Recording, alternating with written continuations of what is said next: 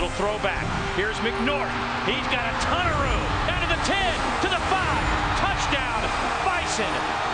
North Dakota State wins the Division I football championship. Hey, all you football fans, welcome to the Rock, home of three-time FCS champions, the Appalachian State Mountaineers. They're getting ready for the Redbirds of Illinois State. Stay right here on ESPN3. Second round playoff action continues. ASU, ASU, ASU, ASU.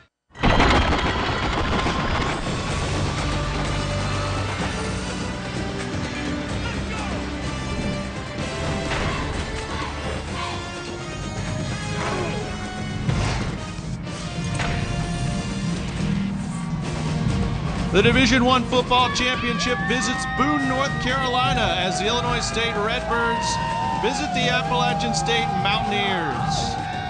The winner of this game is going to face the winner of Wagner Eastern Washington out in Cheney, Washington. That game takes place later tonight on ESPN3.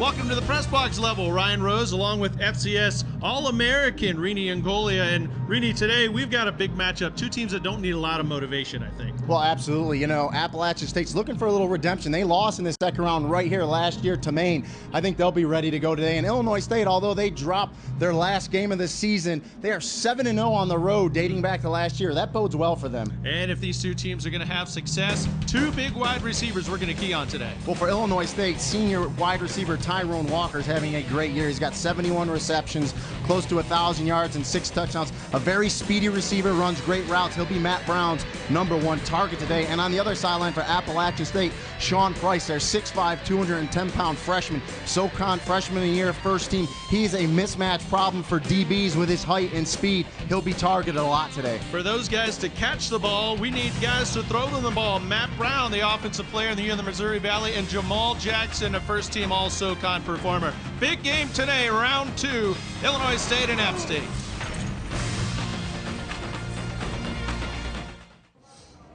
Division I student athletes have higher SAT and ACT scores than college-bound students.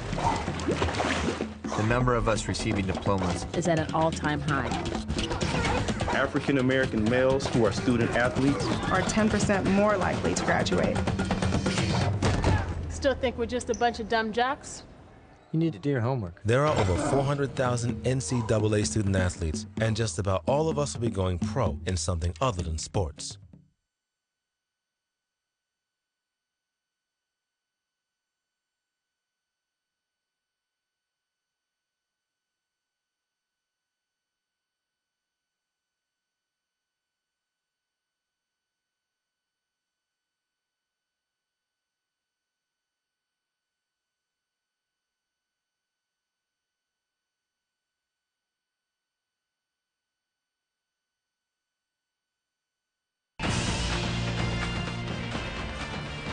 Illinois State, Appalachian State, in the largest stadium in FCS up here in Boone, North Carolina.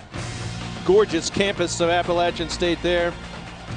As the Redbirds come calling, making their first FCS appearance in the last 4 years. Head coach Brock Spack, 8-3 this year. Fourth season, 27-17 in his 4 years at Illinois State. He's also the defensive coordinator, and here's our coin toss today. As Coach Moore makes his way out on the field.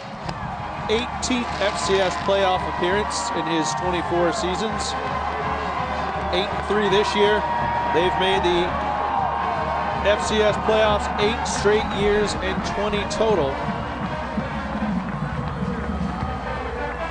As the hometown Mountaineers will receive the football. That will put it in the hands of Jamal Jackson as we, take a look at the brackets.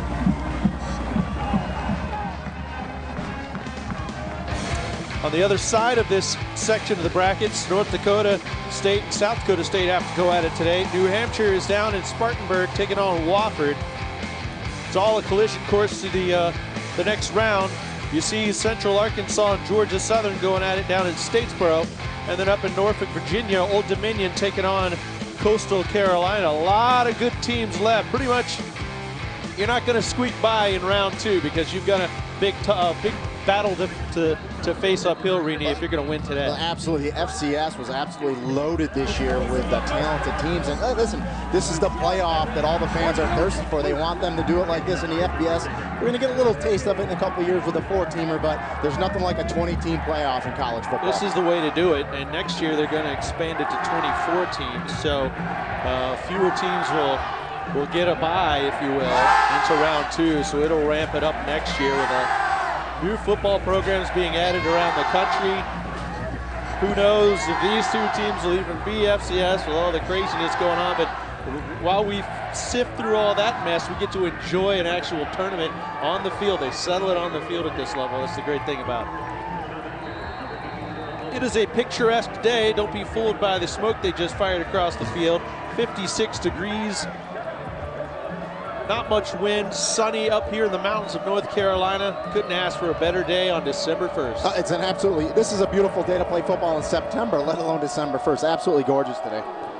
Illinois State will kick it off, and 4 yards deep in the end zone. They will bring it out, but only to about the 12-yard line.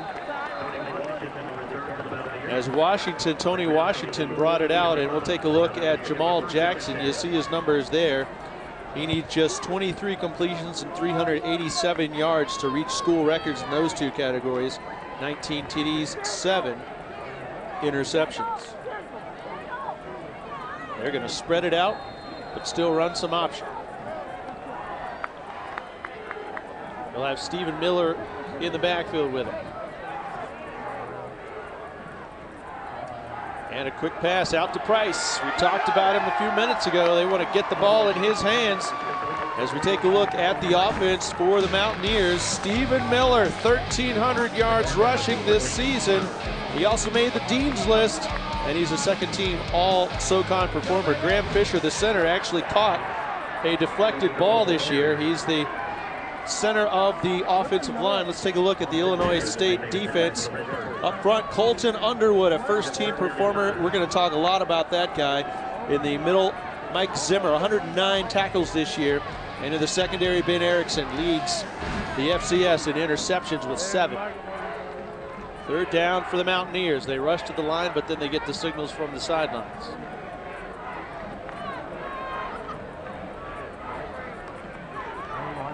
Jackson about 7 yards deep for the snap.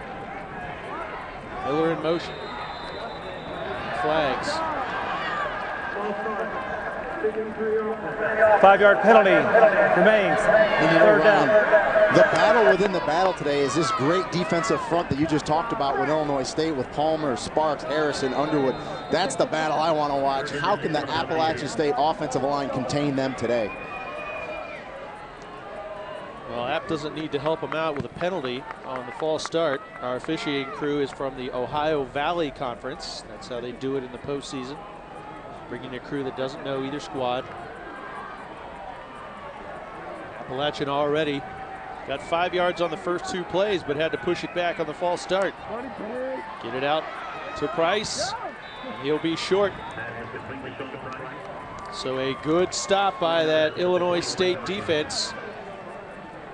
And you mentioned the loss 2 weeks ago to North Dakota State. We asked Coach Spack if they needed to motivate these guys. He said absolutely not. Yeah, I mean, this is Illinois State had a very good year. They don't need motivation. They know this is a tough place to come play. And as we talked about, they're very good on the road. Hey, Six, you'll catch the ball. Donovan Harden back to receive. There was some contact back behind the line of scrimmage, but no flags, and his knee must have been down when he touched the football. Did Harden, so no return, and Illinois State will get the ball first on the 31-yard line. So we are introduced to Matt Brown. 225 completions. #1 in the Missouri Valley Football Conference with those 2,676 yards. And a lot of targets, but what's going to impress everybody is how quickly he gets the ball. I was going to say, he's a big kid, strong arm, and he throws the ball extremely quick. He gets it out of there. A hard guy to sack because he throws it so quick. Only been sacked 10 times this year. but they'll go on the ground on the first play. And they give it to Darylyn Dunn, who's a great story. Dunn this year, 850 yards, 12 touchdowns. He's had 4 100-yard games. On the offensive line, well, these guys have made 11 starts. Pete Carey, a first-teamer, is the quiet leader. The center out of Cincinnati has started all 11 games. This entire front line has started all 11 games this year. You rarely ever see that anymore.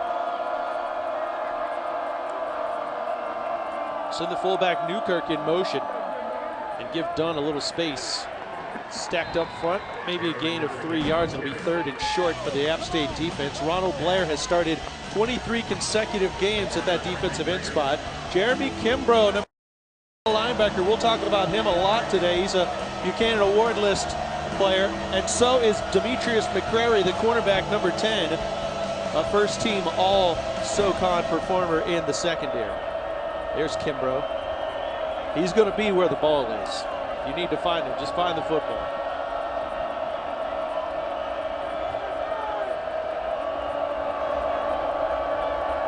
Two receivers to each side.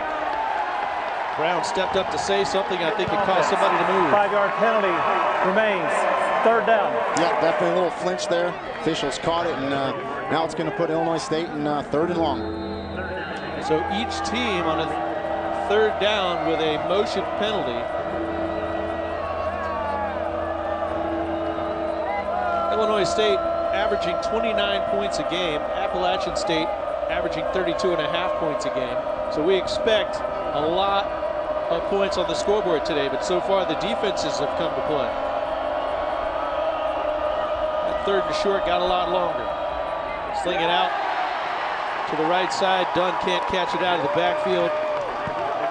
And Illinois State will have to punt it away. What did you see on these first two? Well, you know, I think both these teams are feeling each other out. You know, similar possessions in their first one. It's going to take them about halfway through this quarter, but these schools don't know each other. They don't have a big history against each other, so they're going to have to feel each other out, no doubt. Tony Washington, who returned the opening kick, will stand back at his 30.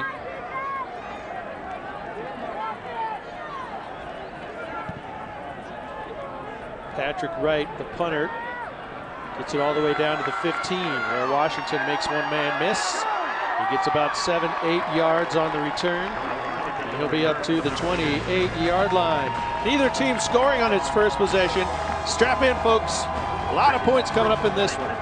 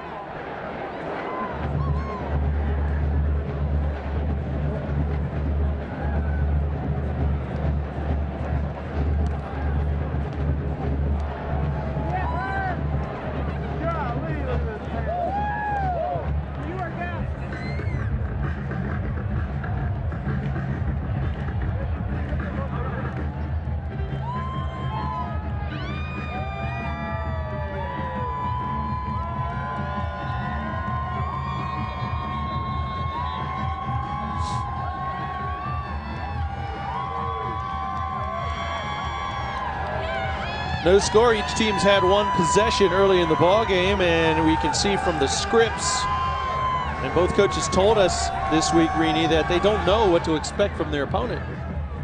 Yeah, I mean, there's no doubt Appalachian State's offensive coordinator, Scott Satterfield, he's looking down, he's seeing what the Illinois State defense is doing, and likewise on the other side, Luke Hewer, the offensive coordinator for Illinois State, he wants to see what that App State defense is doing. So right now it's a little chess match.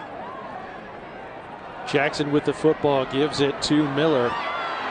He went right, nothing there. He's going left, nothing there. And he's going to take a big loss on first down. That is not the way to get a drive started. Well, and you don't want to do this against a very good Illinois State defense. You see, it's just a sweep to the right, and Miller just goes backwards. And in a defense like Illinois State that's aggressive as they are, their defensive front is so good. They get off the ball with such good penetration. Boy, they will make big TFLs tackle for a loss. And they made great contain. Shelby Harris ended up with the stop. Second and forever. Empty backfield for Jackson.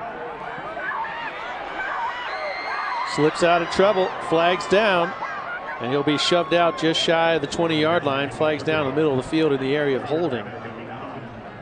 And let's see if this costs the Mountaineers more yardage. Yeah, I think they might have caught 63. Shaq counts the left guard with a little hold there. Appalachian State very young up front. 4 sophomores and a freshman. And Illinois State knows that, and they're going to go after him with that defensive front. Blow to the face, number 92 defense. Okay. 15-yard penalty, automatic. And we were first down. Blow to the face. All right. Well, App State hurts itself with the penalty on the first drive, and now Illinois State gives them the game's first down. And that's one thing officials are going to emphasize this year. Those hits to the head, we've seen it all day long. Umpires are going to watch for that. Should say the game's first down. Put the ball down at the 33-yard line. By the way, Sean Price needs 2 catches to set a new FCS record for a freshman. And the officials want to huddle up, and that'll give us a chance. We're getting ready to send it down to the 3rd member of our crew, Angela Mallon. We'll check in with her in just a second. She was in that sea of students that you saw at the Open. A lot of folks piled in here. Miller. He finally breaks contain to the outside. He's only going to get 2 yards, stood up at the 36. And let's introduce Angela Mallon. Angela. Thanks, Ryan. When we talked to Coach Moore yesterday, and I said, Coach, what was your theme for this week? And he said, Angela, it's simple. We're going to take it back to preseason when I made each player sign a plaque that had trust and respect. Every player signed it. He reminded them of that after the loss to Wofford. He said, we're in a 3-game season. Go out and win each game. Now for this weekend, Angela, it's a 4-game season, 1 game left. Let's go get it. Guys, tangible, simple, get it done. And there you see the signature, Angela, of Rod Chisholm, the backup running back who was slated to be the starter this year. He is on the sidelines. He's pretty much Stephen Miller's biggest fan at this point. He's been a real good team guy. He's the only one that wrote a message with his signature, and he said, I am committed. And Coach Moore told us, Reenie, that he thought that was really good leadership on his part, that the guys kind of rallied around that. Yeah, absolutely. 3rd down. Price was open ahead of the sticks, and Jackson overthrew him. I don't know what happened on that one. They couldn't get connected. That would have been a first down. Yeah, I think Sean Price ran the wrong route there, Ryan. Jamal Jackson was looking. He wanted him to run about 12-yard, kind of like a dig route towards the out the boundary, the sideline. Instead, Price broke it off to the inside, and they weren't in cahoots there. So progress as the Mountaineers get a first down on this drive via penalty. And now another punt and a fair catch. And it'll be down at the 16-yard line. So Illinois State will get another crack at it. Still in the feeling out process early in this ball game.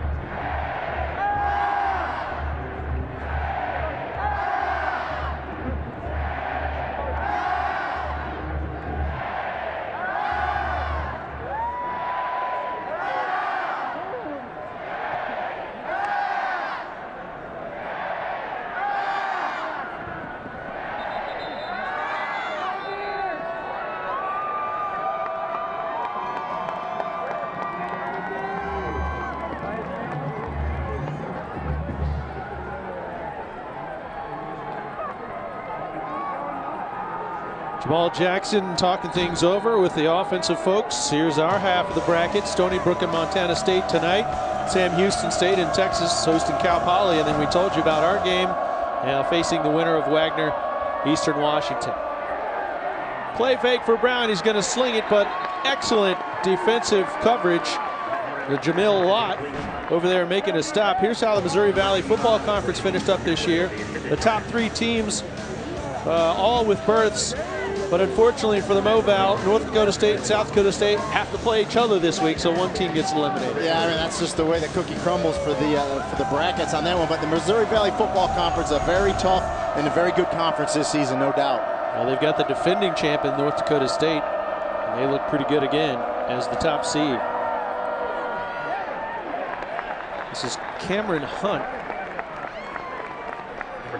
wiggling through the line, and he'll pick up about 3 yards, so it'll be 3rd and long with Jeremy Kimbrough making the hit. And you know, Ryan, as much as both these teams like to throw the ball, I really think this game's going to come down to which team can control the line of scrimmage, whether it's offensively or defensively, but what team can establish the run. I think they both want to do that. They want to get their running games going. I think the team that does that the best is going to come out here with a W today. Well, they did. Both staffs tell us they don't want to be one-dimensional. We keep touting the passing game, but you have to run the football. I mean, I got a running back up here in the booth. That's right. He wants them to run the football. Get it out quickly. This is near the sticks, and it looks like it will be a 1st down for Tyrone Walker. Jamil Lott made the stop. And that should give Walker over 1,000 yards for the season. And watch the arm strength of Brown. Quick, boom. You see that? Release, lightning quick, fastball there. Nice throw. It looks like we'll have a measurement, Ryan. Just watching this guy, how quickly he gets the ball out there. From the time he decides he's going to throw it until the ball's on you as a receiver, you better be ready. You know who would love that delivery? Tim Tebow. I tell you what. That's Tim Tebow opposite. That's what that is. Got it by the length of a football.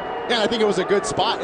You know, that's a smart play by the receiver. You break that route off right at the 1st down marker.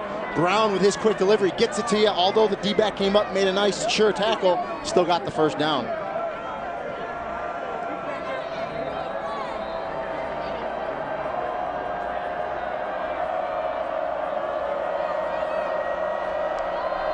Walker at 1,002 yards, even 7 on that last one.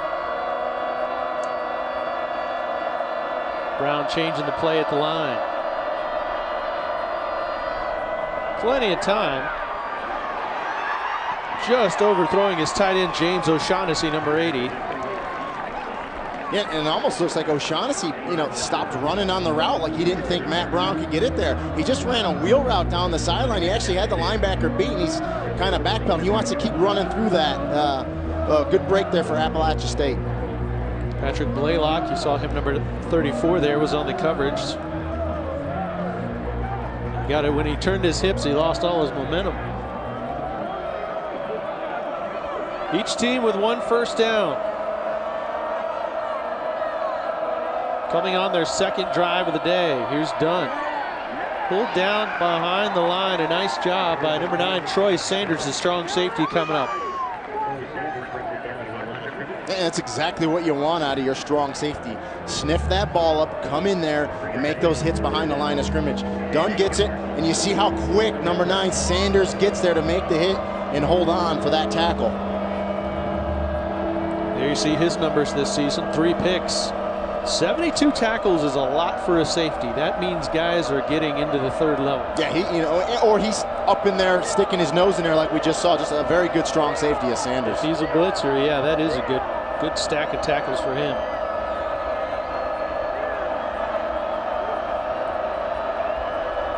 Brown gives the offensive line a last bit of information and fires it complete. Tyrone Walker still loose near past midfield to the Mountaineer 45-yard line, and a big 1st down for the senior. We talked about in the open how good Tyrone Walker is. He runs really good routes, and I tell you what, he's Matt Brown's number 1 target. Makes a nice catch, and now the yak yards after the catch, does a great job getting away from the tackler and getting downfield. Nice big play there for the Illinois State offense. And that's what Coach Spack says about Walker. The thing he gives us best is the yak. yards after catch. Now into ASU territory, Illinois State, first down. Little play action, going up the sideline, and he overthrows O'Shaughnessy. But, you know, offensive coordinator Luke Heward, he obviously sees something he likes with O'Shaughnessy, the tight end, because that's 2 times they've run wheel routes to him, one on the near sideline, now this one on the far sideline. There's something there they like.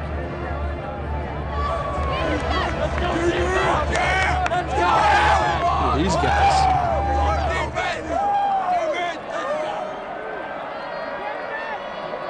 Second down, 10. Best field position of the day for either squad. We'll move 2 guys in motion and triple stack them. And now Walker comes back the other way. A lot of pre-snap motion for the Redbirds. They're checking the defense. Walk on a little screen. Slips out of the first tackle and will pick up about 4.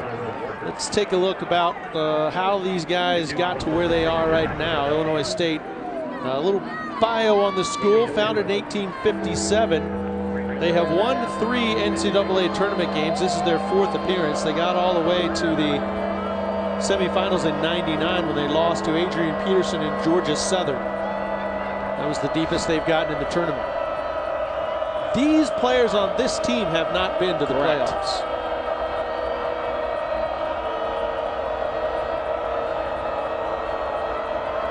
It's Cameron Hunt out of the backfield in motion. A quick pass to Walker.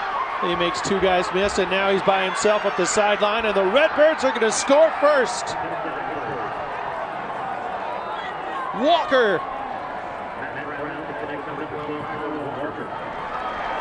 And he's a playmaker, Ryan. We'll probably say it 10 more times that you're going to see it. It's just an inside slant route.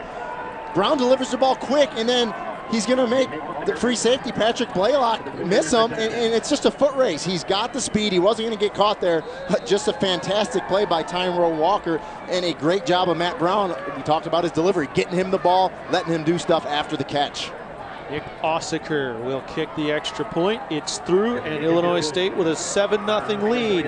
That is the 60th play this season for Illinois State of 20 or more yards.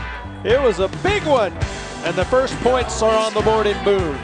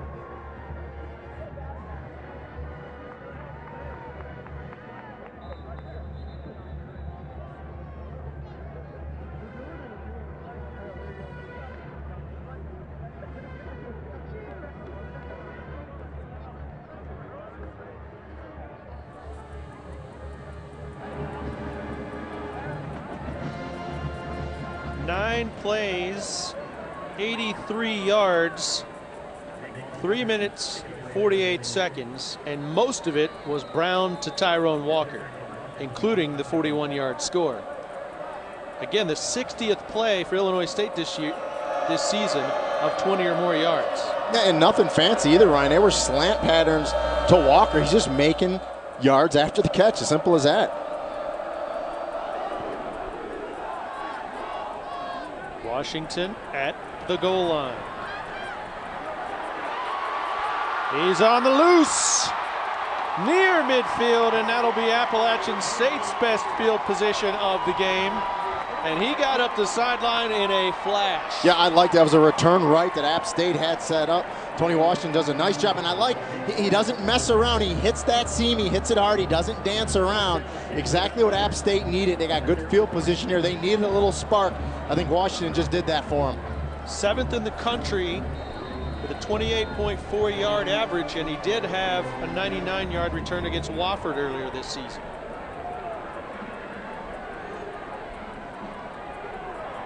First down near midfield.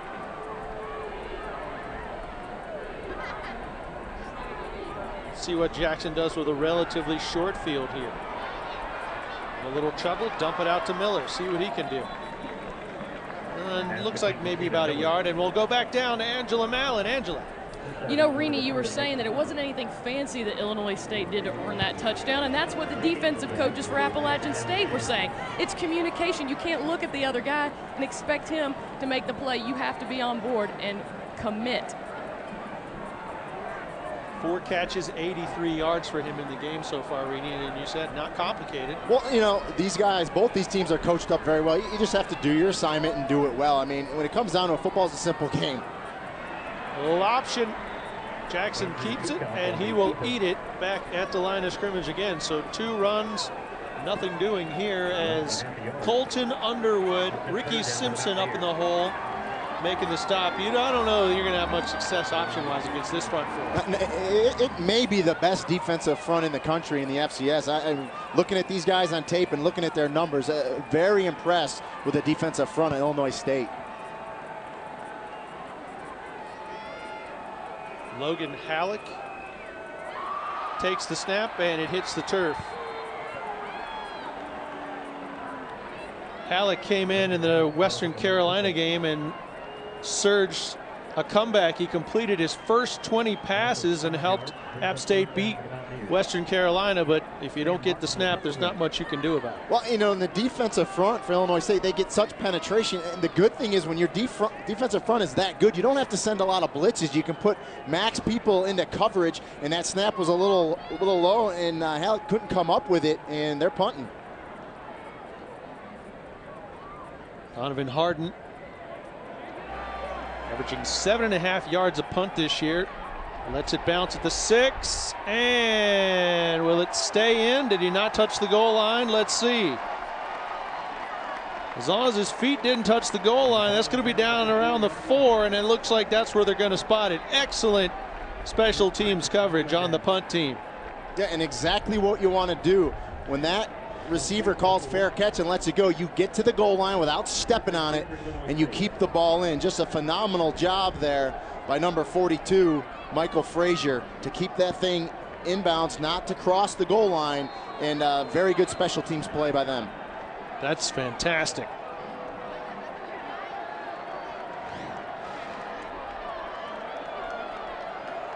So that'll pin the Redbirds way back inside their own 5. Dunn met at the line. Not much there as Devontae Harris, number 92, who's made 8 starts as a freshman on the defensive front, made the stop.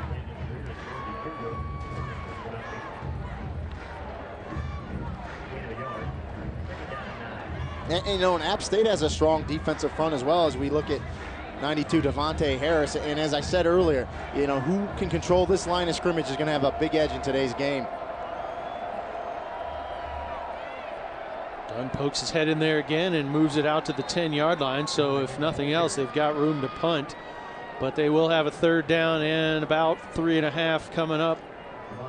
Harris again on the stop. And the thing I like about Darrell Dunn is he's a tough physical runner. He's not flashy, but you see they like running Dunn between the tackles. He's 6'1", 225, but he keeps those legs pumping. He fights for every yard, as we saw in that last run. Just a good, tough, physical runner. He missed 2 games with a broken hand. Finally, he played with a cast for a while. Finally got it off for the North Dakota State game. So 2 weeks rest. Good for that hand. These teams both got a bye in the first round. End around. Hardin's got it. And he's not going to make it. He dives ahead, but he'll get to the 12. He'll be a couple of yards short. And what Hardin needs to understand on that speed sweep is he needs to keep running. He needs to understand the down and distance. You're going to see it. He's going to catch a block. Right here, he's got to go. He's got to keep going and get to that first down. Because he hesitated and he danced around, they were able to come up, App State, and make that tackle, keep him short. And now Illinois State's going to have to punt back deep. App State's going to get good field position here. Nice stop by Demetrius McCray, the cornerback, also a Buchanan Award finalist. And after that play, the total yardage in the game is 100 for the Redbirds and -1 for App State. But should be a short field. Washington across midfield, and he'll go out of bounds at the Illinois State 45-yard line. And so for that reason, they're in good shape. Hey, Kansas State's fantastic regular season comes to a close with a must-win finale in Manhattan as Colin Klein and the Wildcats look to secure a Big 12 title and automatic BCS bid against Case McCoy and the Longhorns. It's Saturday Night Football presented by Windows 8. Number 18 Texas versus number 6 Kansas State tonight at 8 on ABC. And I think Colin Klein has something to say about that Heisman. I don't think it's Johnny Manziel's quite yet. Yeah, don't go voting yet. You get another week. Another week. Busting through the line, a big run here on first down. A nice run. Miller. And I like the burst that Miller has. You see his vision there. That run started to the right, bent it back to the left. Good footwork, good vision, and he's got a really good burst through the hole. And the first down, not by penalty for App State today, and a good first down run.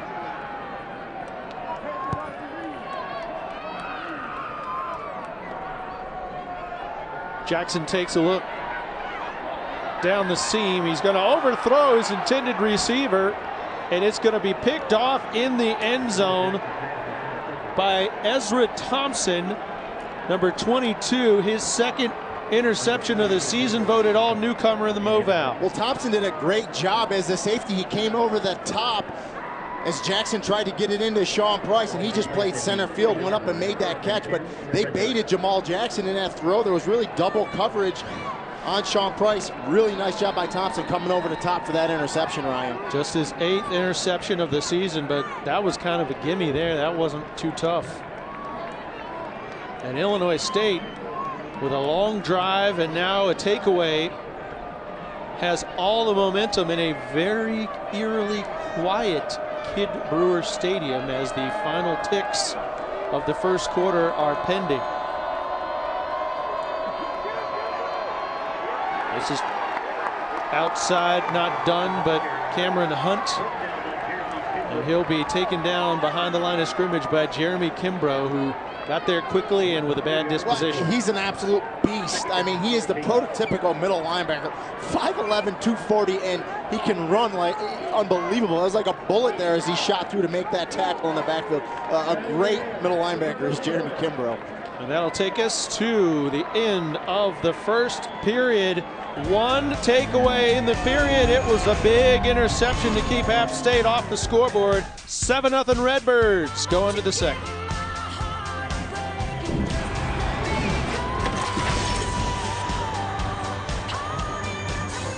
NCAA.com/shop has all the hottest officially licensed 2012 championship merchandise. With over 100,000 items for over 500 college teams, everything you need is in one location. You'll get 365-day hassle-free returns, great customer service, and $4.99 3-day shipping on any size order. Remember, for all your college gear, head to NCAA.com/shop.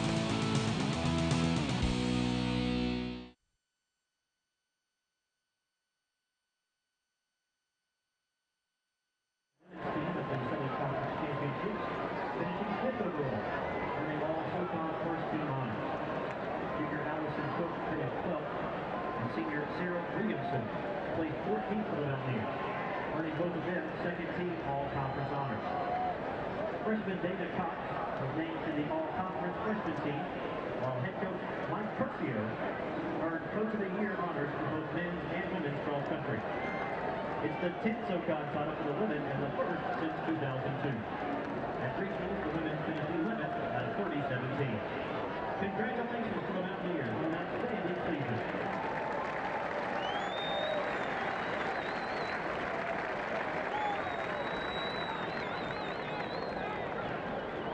The NCAA experience offers official fan tickets and hospitality packages for selected NCAA championships. Visit ncaa.com/hospitality for more information.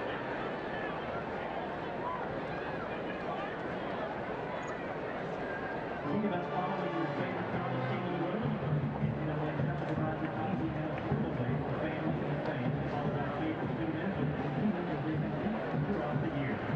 They all have arrangements through NCAA Travel to help support student athletes.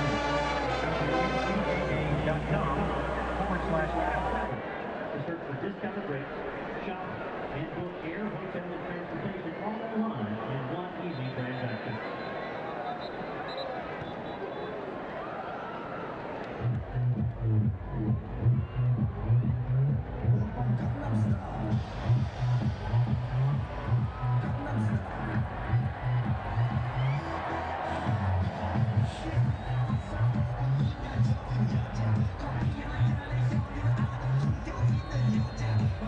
Seven 0 Illinois State, and after a takeaway at the end of the first quarter, the Redbirds have the football, second down and long.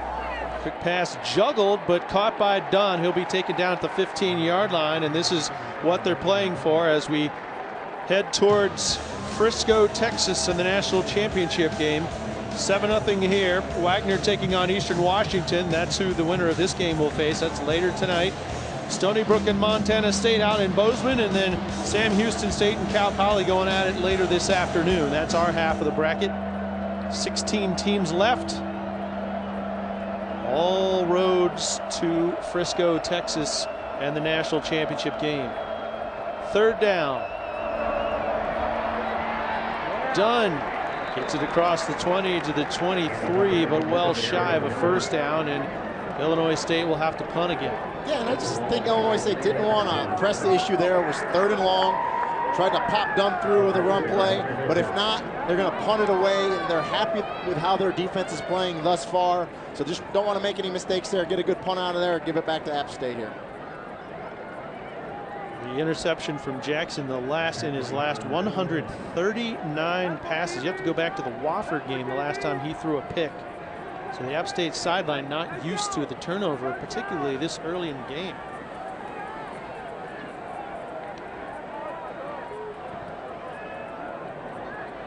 They're going to keep it away from Washington. It'll land at the 29 and stop there. Nice idea by Illinois State, not giving Washington a chance to do anything with it.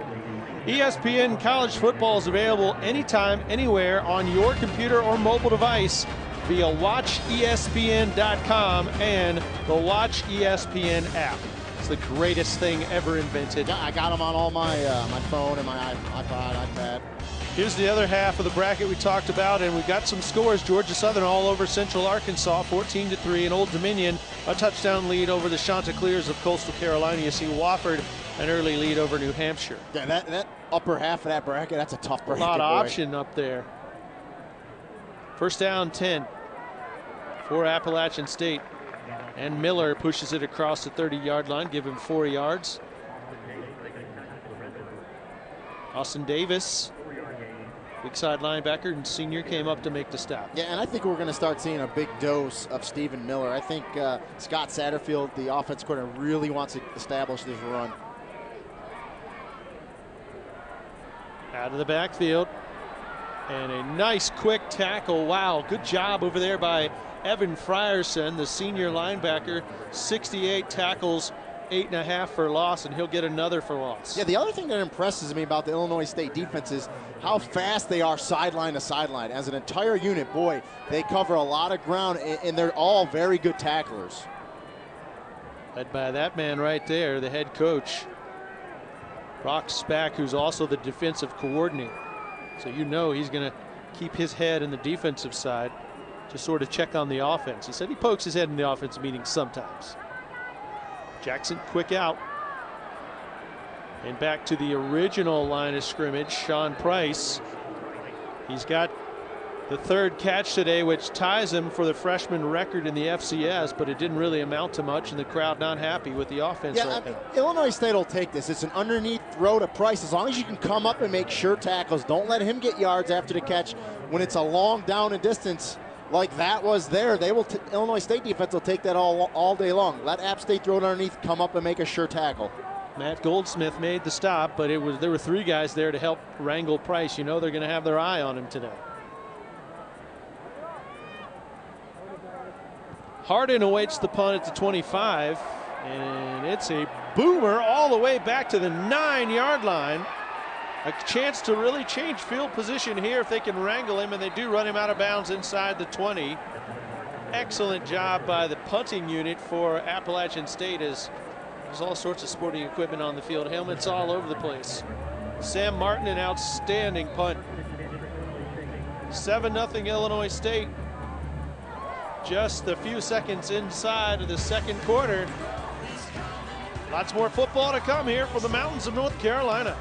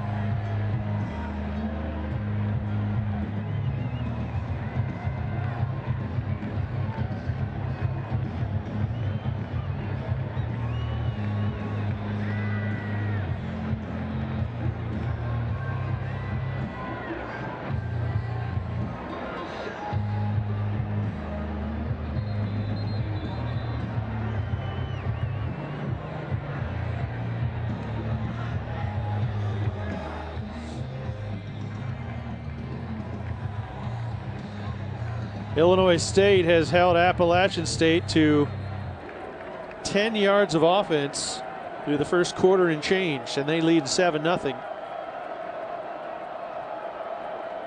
First down and 10 for the Redbirds.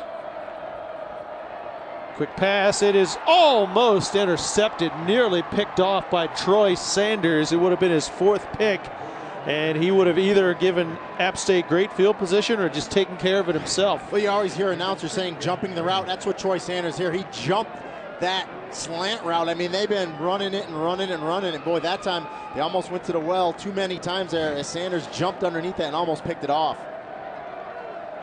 Senior you see out of Chester, South Carolina. Right on Highway 9. They'll send Dunn out of the backfield in flags. 70 offense. 5-yard penalty. Remains. Second down. They get the right tackle, Jermaine Barton, for the false start. And you know, Ryan, they were so successful with that slant pass to Tyrone Walker. And then there you see Troy Sanders jump it. Watch as this game progresses for a slant and go out of Tyrone Walker. Fake that slant and then take it off down the seam. Might be a big play later in the game. Something to watch for Illinois State. They were 9th in the conference in penalties, so not anything unusual for them to have a bunch.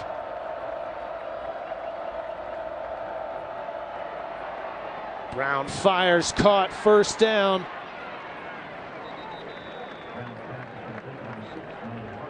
Hardin with the catch.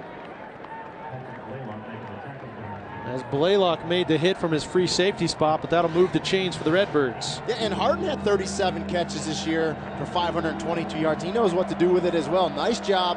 Makes a nice catch in traffic and gets it upfield for the 3rd and short. Had himself a 100-yard game this year, 139 against South Dakota State. Let's stack those wideouts up, bring Walker back across. Checking what the defense wants to do. Brown will stick his helmet in there and try to get the first down. He's going to be close.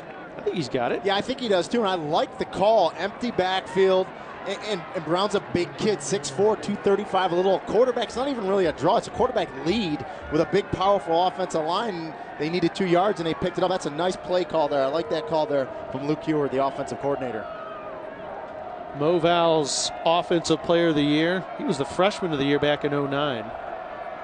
A classic gunslinger. We've seen that today. That's Hunt in the backfield. And another penalty as they do the quick pass out to Neblett. 5-yard penalty remains.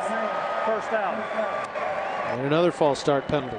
And sometimes those tackles on those quick screens, those bubble screens, those wide receiver screens, they need to get out and block. And sometimes they just try to get out a split second too soon, and more times than not, they get caught.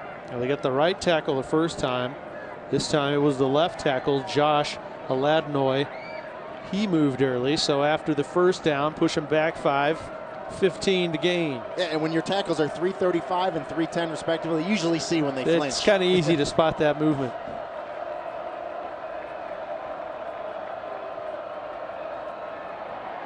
Hunt just tripped on the 20-yard line and fell forward to the 24. Got his own feet tangled up, and Kimbrough got the tackle. Yeah, well, the 12th defender, the turf, right there. That field turf, and the field monster got him there. But Kimbrough would have been there to clean it up, no doubt about it.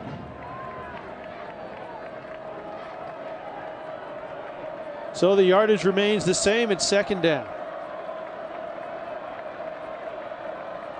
Dunn is back in at the tailback spot. And another quick pass, juggled and dropped by Walker. Let's see how they got to this point. Illinois State 8-3, 5-3 in the Missouri Valley Football Conference. You see that 3rd place finish, ranked 11th. But all 5 road games this year and the last 2 road games of last year, they've won. So going on the road doesn't affect this team at all. Ben Erickson, who is a former wide receiver, leads the nation with 7 interceptions. Yeah, and that road record is just so very impressive, and that's why they're playing well here today. They're not an intimidated bunch to go on the road. Lots of noise on 3rd down, and flags and whistles and stoppage of play. False start, 70 offense. 5-yard penalty remains. 3rd down. Jermaine Barton again. Like you said, those tackles just sort of stick out on the ends. You saw Barton complaining to the officials. I don't know what it is, but they do. These tackles do something that the referees are watching, that they're calling a false start. The tackles don't believe it's a false start. Well, they better fix it because they're going to keep getting called, no doubt about it. 5 penalties, 36 yards against Illinois State to this point of the ball game. Dunn will be close, maybe a yard shy. Well, they've really gone to him when they've needed a play. Kimbrough with the stop. Yeah, and I was going to say he's a yard short, and Coach Spack won't even think about this. He's going to punt this out here. It's a game at field position because their defense is playing as well as they are. There's Kimbrough. Again, if you're not sure where he is, just go to the football. Yeah, as a former running back, guys like Kimbrough, they give me the heebie-jeebies. I don't even like looking at linebackers like that. Well, you get to smell his breath quite a bit because he's in your ear hole all game long. Washington backpedals and takes it at the 26. Tripped up, a great stop. Tripped up by number 30, Dante McCoy. And we'll step aside. 8:01 left. 7-0 Redbirds.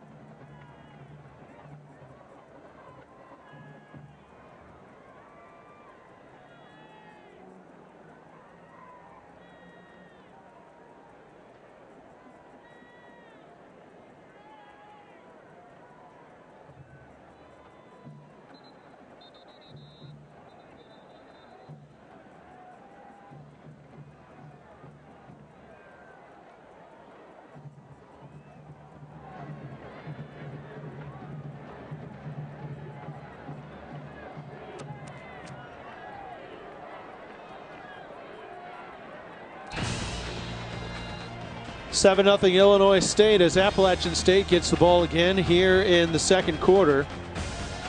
8 minutes to go in the first half. Appalachian State has done very, very little. 10 yards of offense. A little misdirection, and this will spring for some yards. Just past the 35, Ben Erickson makes the stop on Stephen Miller. Let's go back down to the sideline, speaking of the Illinois State defense, and Angela Mallon. On Illinois State's last defensive series, it came as no surprise to me after hearing Nowinski talk to his team. No surprise that they went 3 and out. He asked his team to go 3 and out, and he was relentless when speaking of Jamal Jackson.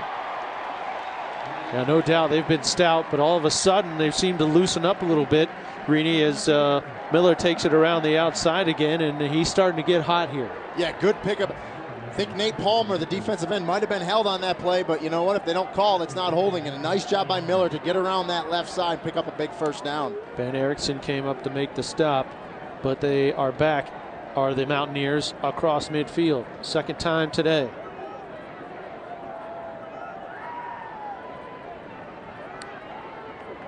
Quick pass, and it went between two offensive players.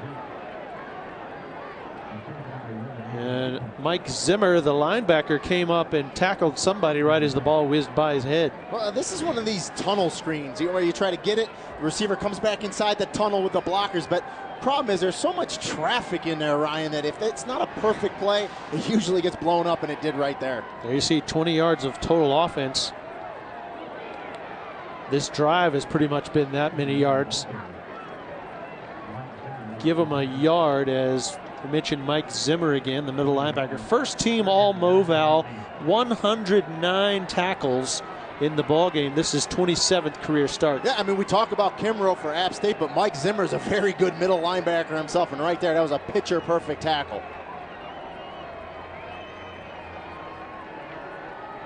Jackson with a little bit of time, and he finds, hey, there's somebody else catches the ball. Andrew Peacock makes the grab.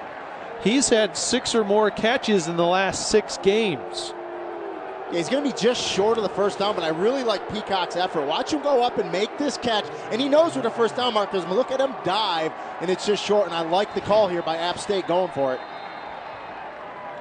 And it looks like Coach Spack wants a timeout. Has called their first timeout. Unless that's Appalachian State that called the timeout. I think Coach Spack did. Peacock, who just caught that ball, just came off an 11-catch, 130-yard game, career highs against Furman. And if he were about 4 inches taller, he gets the first down there as he dove for it. Big fourth down play coming up on the other side of this timeout. 7-0 Illinois State. Momentum changer.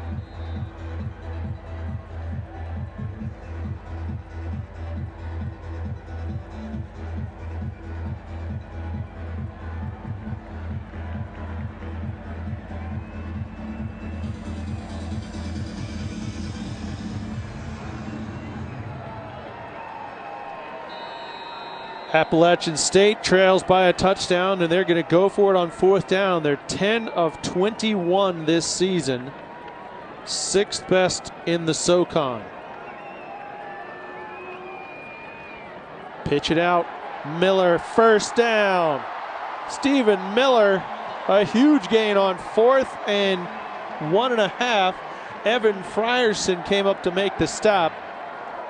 He's got most of the yards for App State today. Yeah, and it's a great call on 4th and 1. They run option to the right. I think Illinois State thought they would come up the middle. Quick option pitch there by Jackson, and a really nice run by Miller. Big play. They run up to the line quickly. Miller again. He's to the 2nd level, and he's down to the 15-yard line. Give him another 13 yards, so he has 48 of the team's, what is it, 65 yards?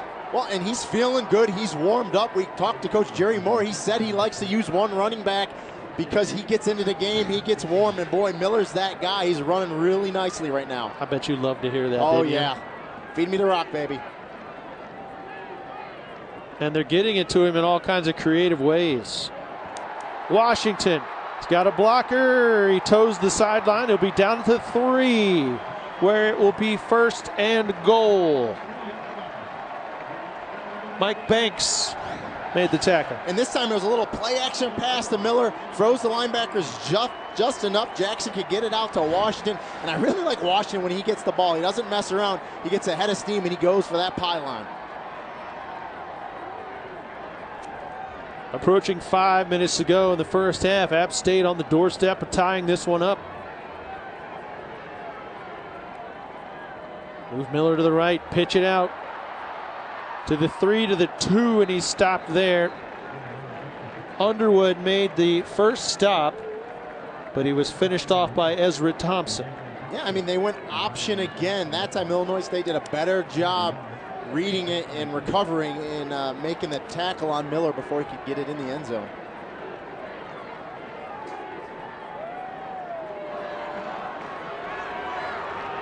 "66 yards on this drive so far, far and away the most productive drive of the day for Appalachian State. Here's the 9th play of it coming up.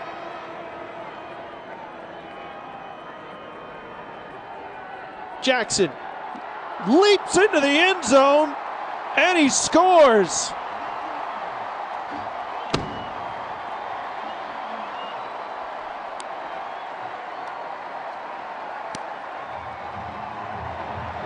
It's just effort, hustle. I mean, Jamal Jackson knows where the goal line is. You see the fake to Miller, and right here, he knows he's going to get hit. He goes airborne. He knows he's going to get flipped. Nice job securing the ball and getting it across that goal line. And that's just effort, want, and determination. Great job, Jamal Jackson. Hashtag Air Jackson.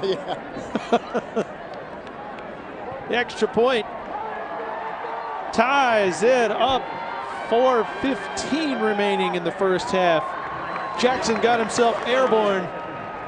He earned his wings on this one.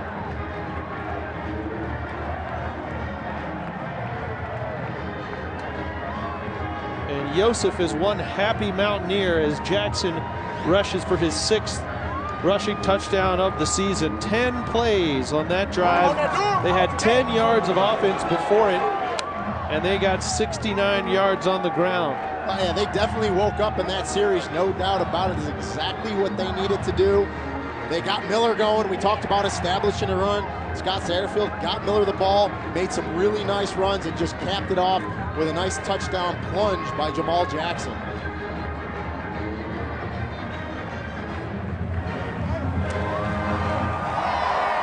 After the day his defense had been putting up, the coaching staff on the Redbird sideline not at all happy that the Mountaineers have awakened here in the sleepy mountains of North Carolina. Yeah, you talked about before, Ryan, this stadium, it was almost like you could hear a pin drop. It finally woke up. A little excitement here, exactly what Appalachian State needed. Good job, way to answer, and this game's tied at 7.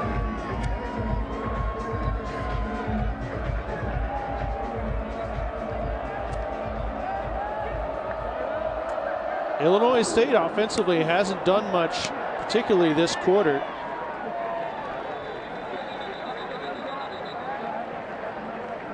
And this one goes for a touchback. So they'll put it down to the 25-yard line. Here's the drive. It was a lot of Stephen Miller. And that was the 4th down play. That was the big play on this drive. That was the play action of Miller as they passed it to Washington. Does a good job getting it down close to the goal line. And then Jamal Jackson with the leap over the goal line for the big score. Miller, 11 carries, 49 yards, most of them on that drive.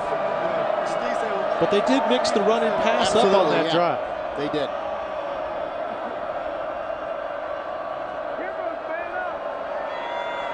Matt Brown, plenty of time, zips it out. And a catch. He got his 1 foot in. Did Donovan Harden, making his 2nd catch of the ball game.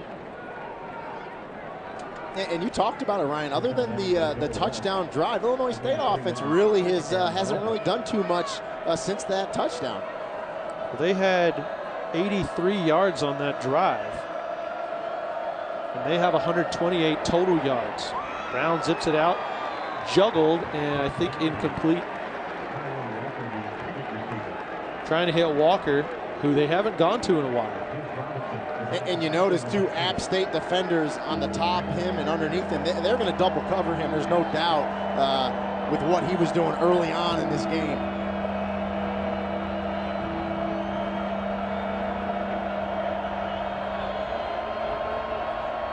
Big 3rd down play.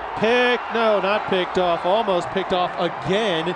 Troy Sanders, who got his hand on that earlier pass, he jumped the route, gets his hands on another one.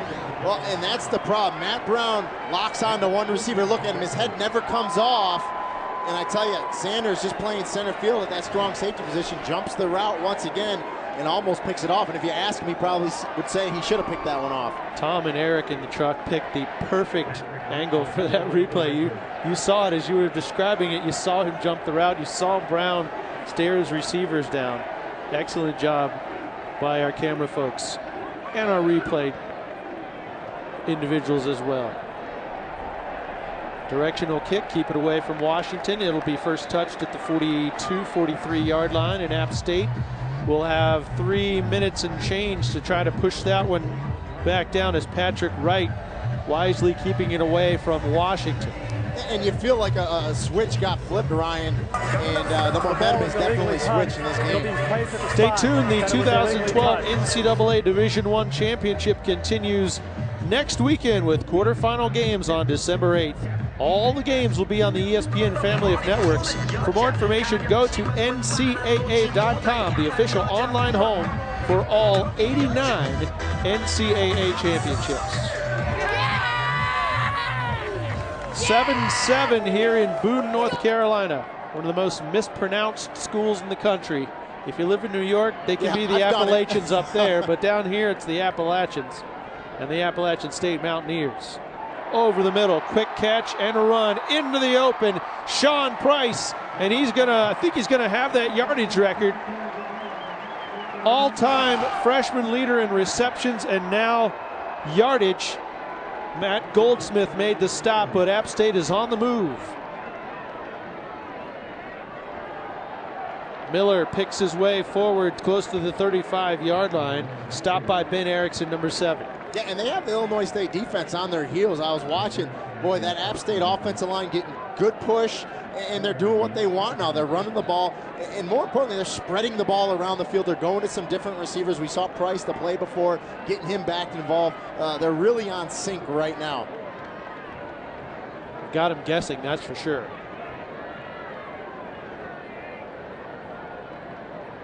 Peacock, the receiver, in motion. And they'll go to Price, a little bubble screen. Down close to the 30-yard line. That'll be very close to an App State first down. Albert Sparks on the stop. They only allowed 5 sacks in their first 6 games, but App State has given up 17 sacks in the last 5. And Coach Moore and company told us, particularly on offense, Scott Satterfield, that it's just the growing pains of the young line. And that was one of the keys to this game, was protect, protect, and protect. Protect the quarterback and protect the ball. So they knew what they need to do in this game today. few tackles for loss, but mostly on run plays. They haven't gotten to Jackson. And they'll float it down the sideline. Almost an acrobatic one-handed catch for Price. A big target at 6'5". Crowd wanted the call because of all the contact going down, but it was just hand fighting by both guys. Yeah, that's what it looked like. Goldsmith might have had Price hooked up. We'll have to take a look at it as they go down the left sideline. Right there, you don't see it. And that's a good matchup there because Price is so big, taking on the D-back Goldsmith. 4 or 5 inch advantage there for Price. Price has the 5 catches today for the all-time freshman FCS record. He's 5 yards away from the yardage record. And of all players, 7th in the country in yards per game, 8th in catches per game. They finally get back there to get Jackson. And on a very important down, he goes down in the backfield, and a turnover on downs as Illinois State makes the stop. Evan Frierson, number 3. Yeah, you're going to see him. He's a strong side linebacker. He's going to come up the middle. He fights off a block, does a really nice job. I love that. Gets off the block, and he still gets to the quarterback. Really nice job by Frierson there. Coach back. Defensive guy right there. He's got a defensive mustache, too. I love that stash. Yeah, he looks like an angry defensive coach. Great guy to talk to, though. I really enjoyed our conversation with him. So with under 2 minutes to go, Illinois State will give it to Dunn. Almost got Jersey tackled back at the 40, but he'll get the ball up to the 46-yard line. And they're moving the football here. Troy Sanders made the stop for Appalachian State. Redbirds trying to take a quick lead before the half. And they will get the ball first in the second half.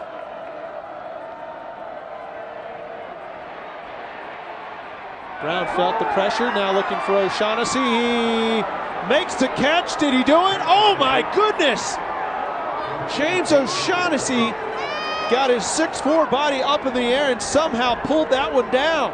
And that's the 3rd time they tried to get the wheel. I guess 3rd time's the charm as he comes down with it. Field judge called it a good catch. We'll take a look at it here. Wrapped it up. Doesn't look like it hit the ground. Of course, we do have replay in the FCS playoffs. But right there, it looks like he's got it secured, Ryan, under that left arm. And he comes down in bounds, elbow hitting. It looks like a good catch. That's outstanding.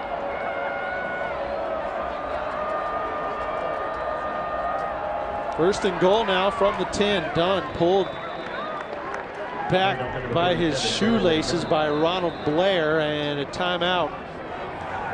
Illinois State has called their 2nd timeout. This Illinois will be a State takes its 2nd timeout with 51 ticks left and the ball in the 9. And give credit to Matt Brown on that play. You know, they say he's not that athletic. He's a lot more athletic than people say. He did a good job rolling out there, buying some time and putting that ball on the money to O'Shaughnessy on the run. Really nice throw by Brown. That had to have been a 45-yard throw in the air on the run to his right. That kid's got an arm. Yeah, absolutely. Ball down at the 9-yard line, and that the big play of the day so far. And we will have a lot of halftime fun and frivolity.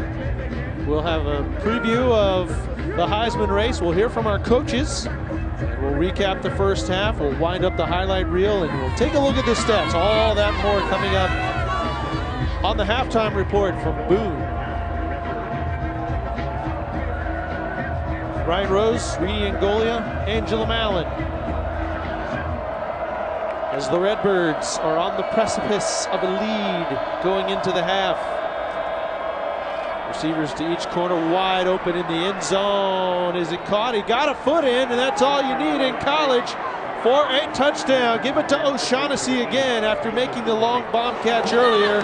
He comes up with his 2nd touchdown catch of the year. Boy, he's a good-looking tight end, 6'4", 245, a sophomore out of Naperville, Illinois. He's just going to run a corner route. There's a mix-up. No one covers him. Look how he goes up to make the catch, secure the ball, and make sure he gets the 1 foot in bounds. Exactly what you want to do. Man, he's a really nice-looking tight end. There's a lot of good high school football in Naperville, Illinois. I have lived in Naperville I've lived in both states, Illinois and North Carolina. There's some great high school football, good recruiting basis for these two schools. It's no wonder they're 8-3 and rolling in the playoffs. And they've tried to go to O'Shaughnessy a lot today, so there was something in their game plan where they thought they had a mismatch that they could get to O'Shaughnessy, and boy, on that series, paid off big. You know who's happy about that? Tyrone Walker. If you have another option, he's not going to be covered as much as you would think. Sure. There's the scoring drive, 4 plays, 61 yards, including 2 big catches by O'Shaughnessy, including the go-ahead score with 44 ticks left here in the second quarter. And that's exactly what I think is happening. I think Walker had so much success early on in this game that they're starting to favor him. They're putting 2 guys, 1 under, 1 on top, and that loosens it up for other players, and O'Shaughnessy is the beneficiary of that, no doubt. 53 of the 61 yards on that drive credited to O'Shaughnessy. So 9 for the touchdown and 44 on the bomb from Brown.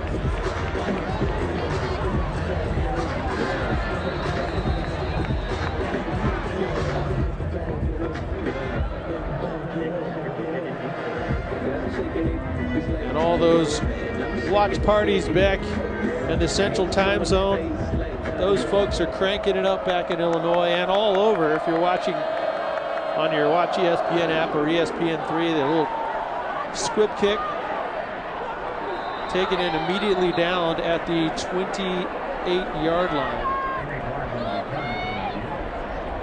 App State one last shot at a score before the half, and this is what they're playing for. A chance to get to round 3. And a date with either Wagner or Eastern Washington. The winner of that game will be decided later tonight out in Cheney, Washington on that red turf. That's a cool looking field out there, kids. If Eastern Washington wins, it'll be out there. If not, it'll go down to a bidding process. Yeah, and I called the Wagner game last week because they upset Colgate. It's going to be a tough challenge for them in Eastern Washington tonight. First down for Appalachian State. Quick pass to the sideline, caught. And out of bounds quickly. Andrew Peacock making his second grab of the game. And that only took 6 seconds off the clock. Spread him out again on 2nd down and 3. More importantly, the clock.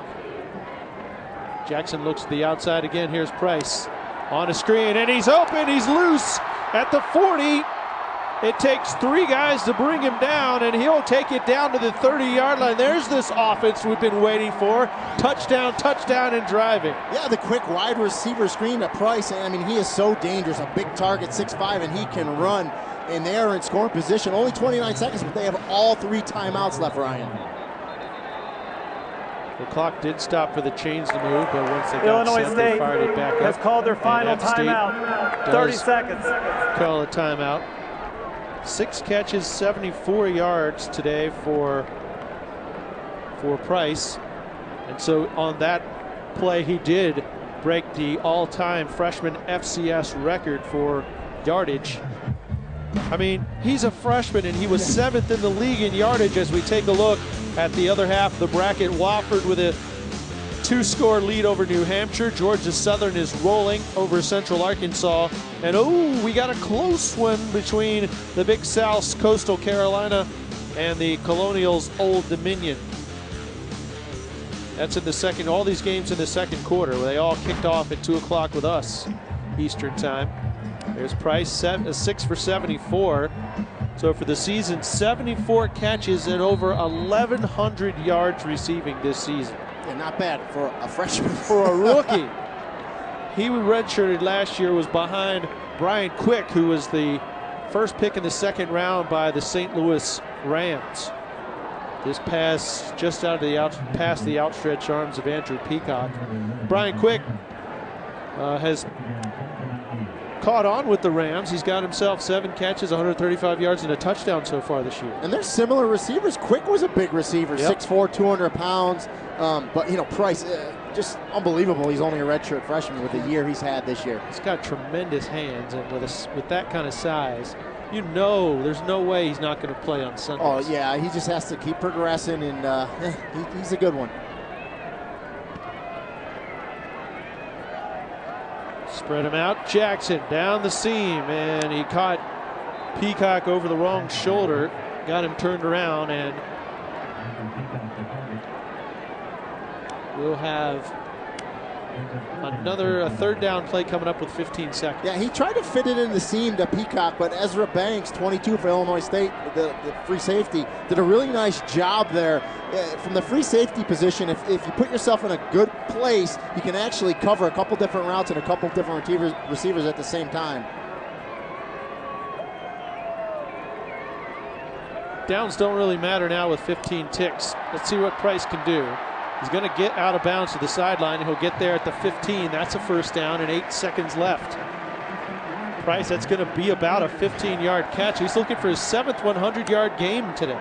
Yeah, you know, and with about 8 seconds left as we take a look at that play, you really have 2 plays left here. You don't want to blow it. You at least want to get a shot of the field goal. But here, boy, I tell you what, I go to Sean Price. He's 6'5". Get him in the corner of the end zone. Get one of those jump balls. See if he can't go up and make that back shoulder fade catch that we see so often in today's game.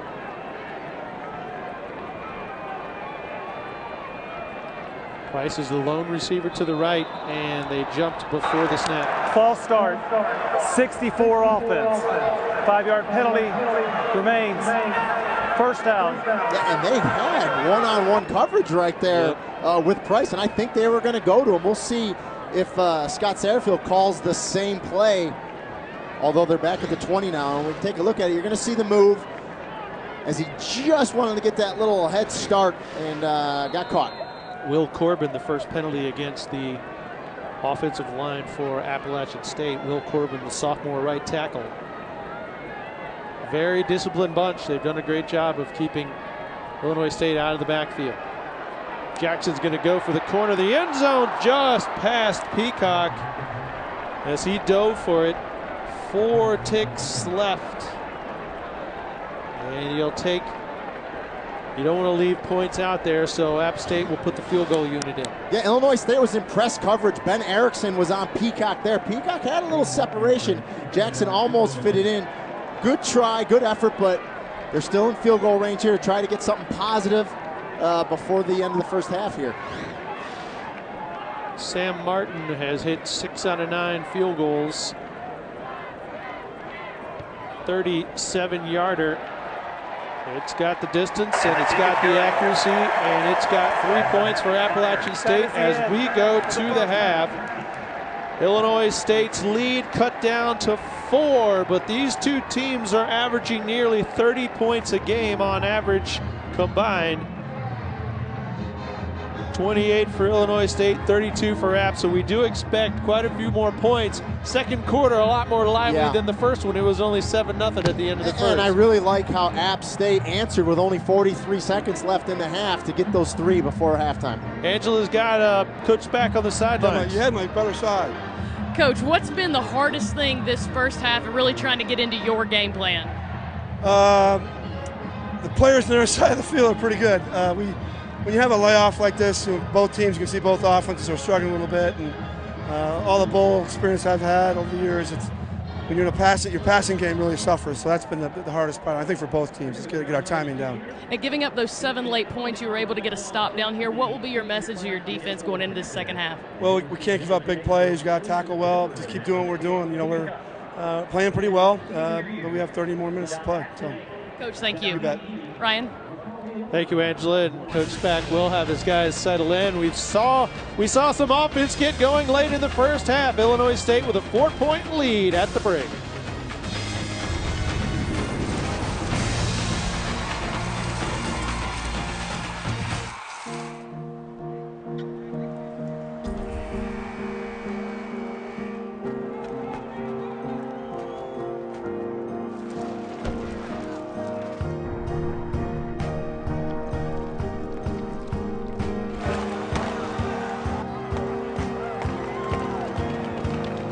There are over 400,000 NCAA student athletes, and just about all of us will be going pro in something other than sports.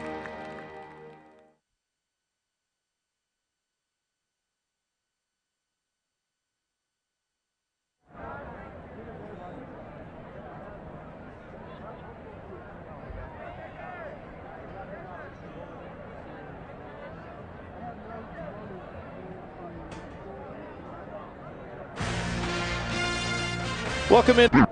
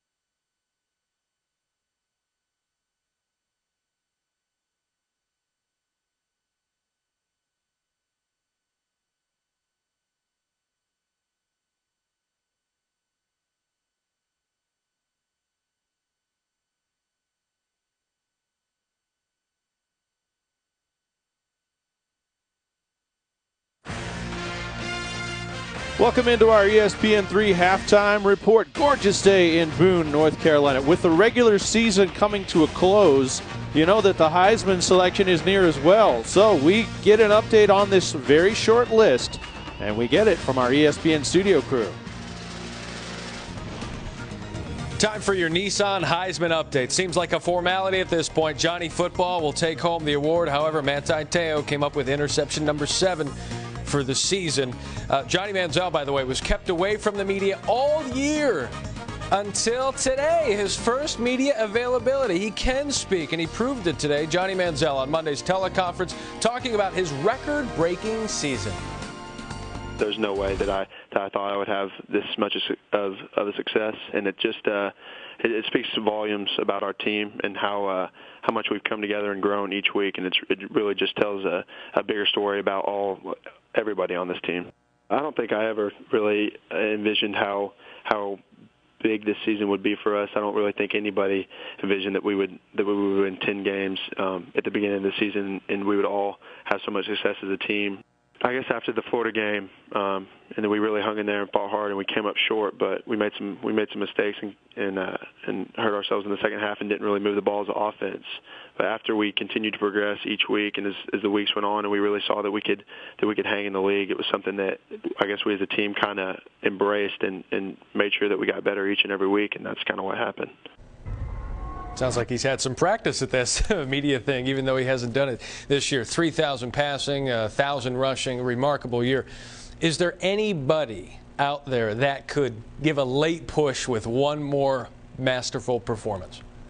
You know, I know a lot of people like Manti Te'o. I don't think a defensive player can win. I'll say that. He's done a tremendous job this year to help that Notre Dame team. The guy I think may sneak back in there a little bit is A.J. McCarron, because he's got the national stage with the SEC championship. He puts another game like he's had before, where he's the field general. He does everything right. He makes the great plays. Or a late surge, having to go down the field and win the game. I think he's got a chance. But I think it's Johnny. I think he's so far out there right now, he's going to be tough to catch. He is without question the front runner. I think he should win the Heisman Trophy.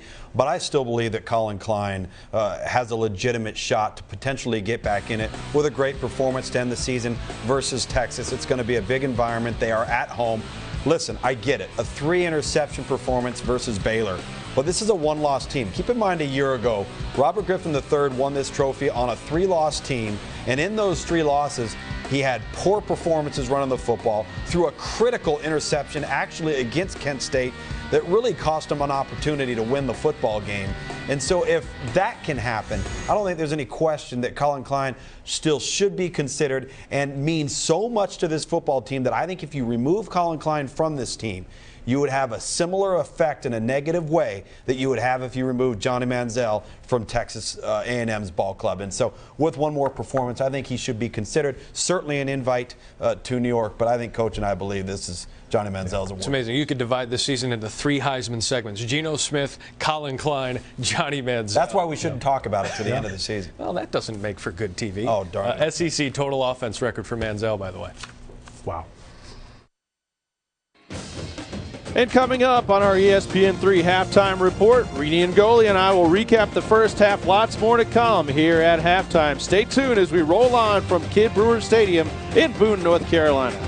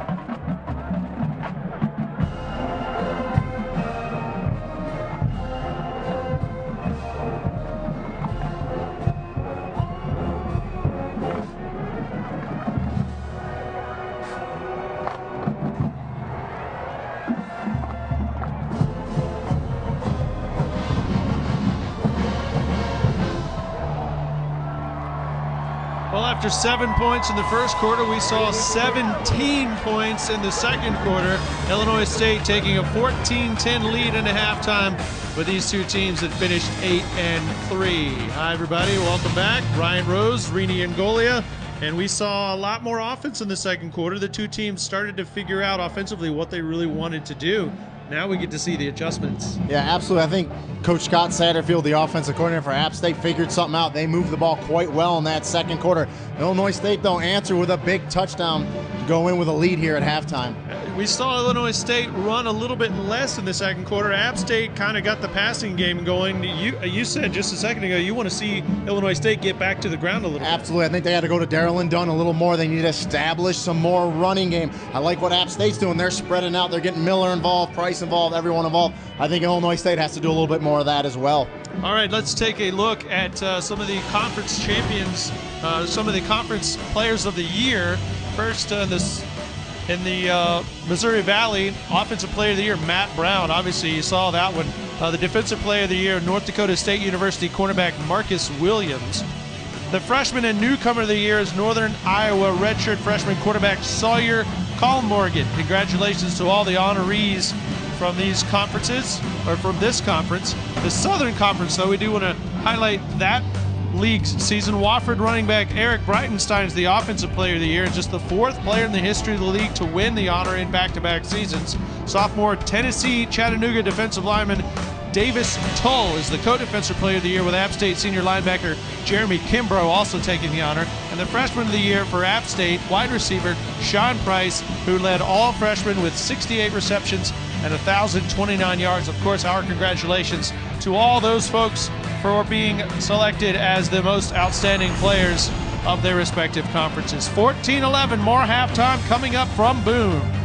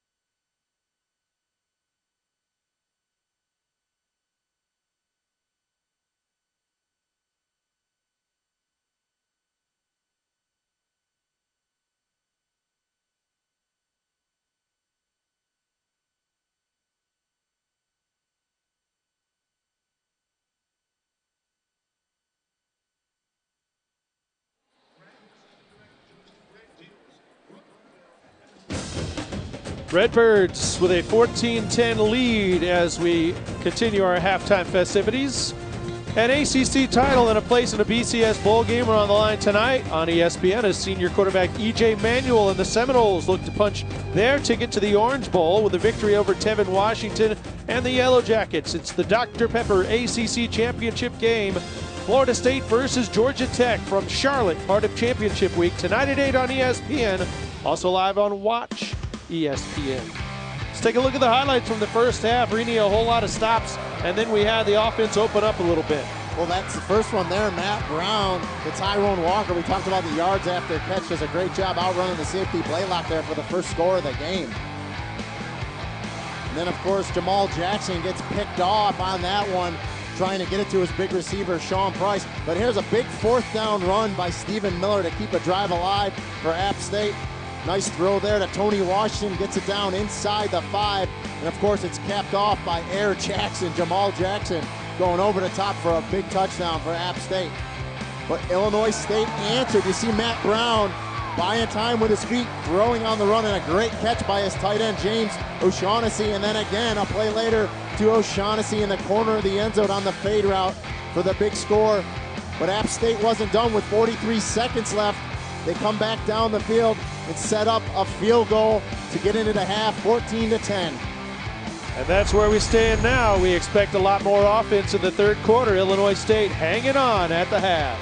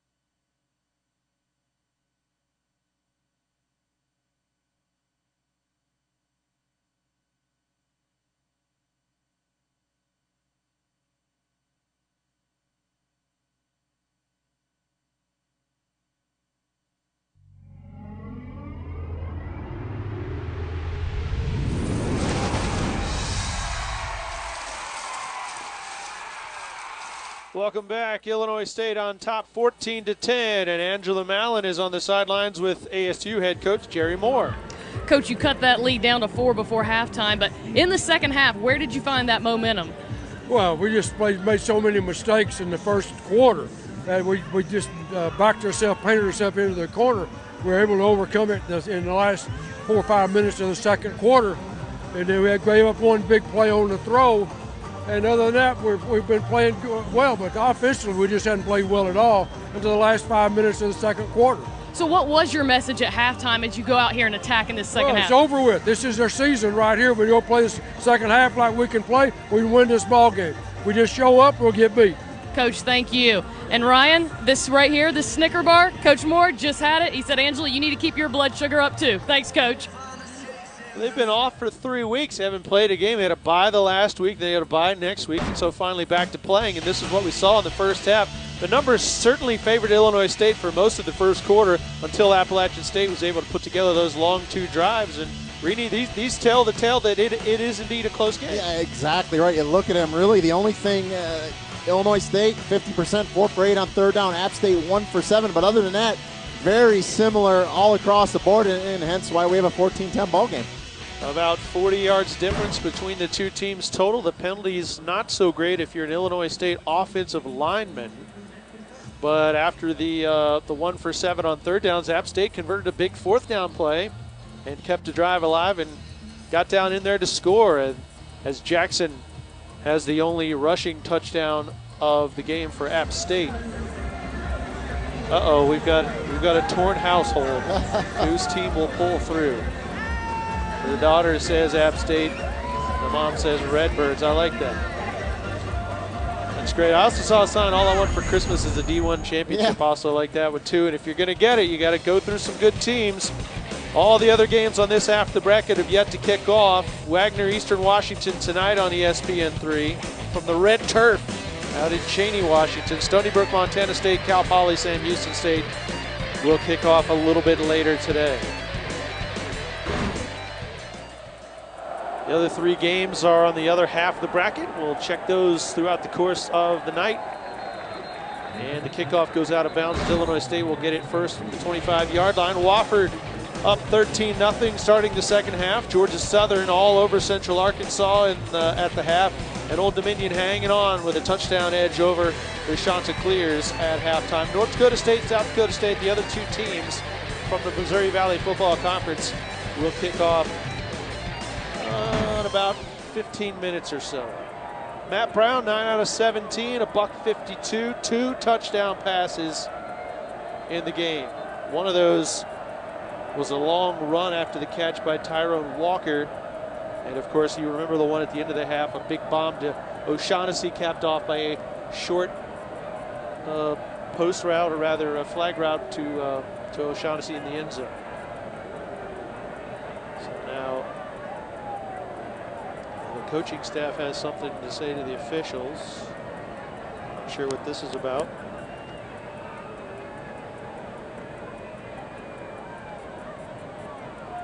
And he conferred with the umpire, and he's going to run back and talk to the coaches again.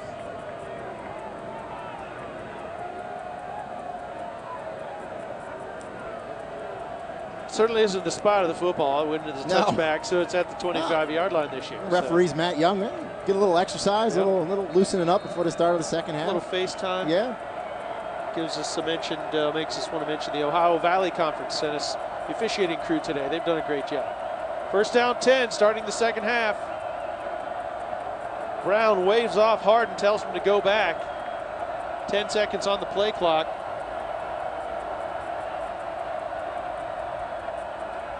They're going to go to the air. Wide open on the far sideline. A nice catch over there by Tyrone Walker. Jamil Lott with the stop. And it almost looks like Matt Brown might have changed that play. You know, we saw a lot of talk in there on that play. It's just an outside stop route. He finds the one-on-one coverage, and he does a nice job getting it to Tyrone Walker.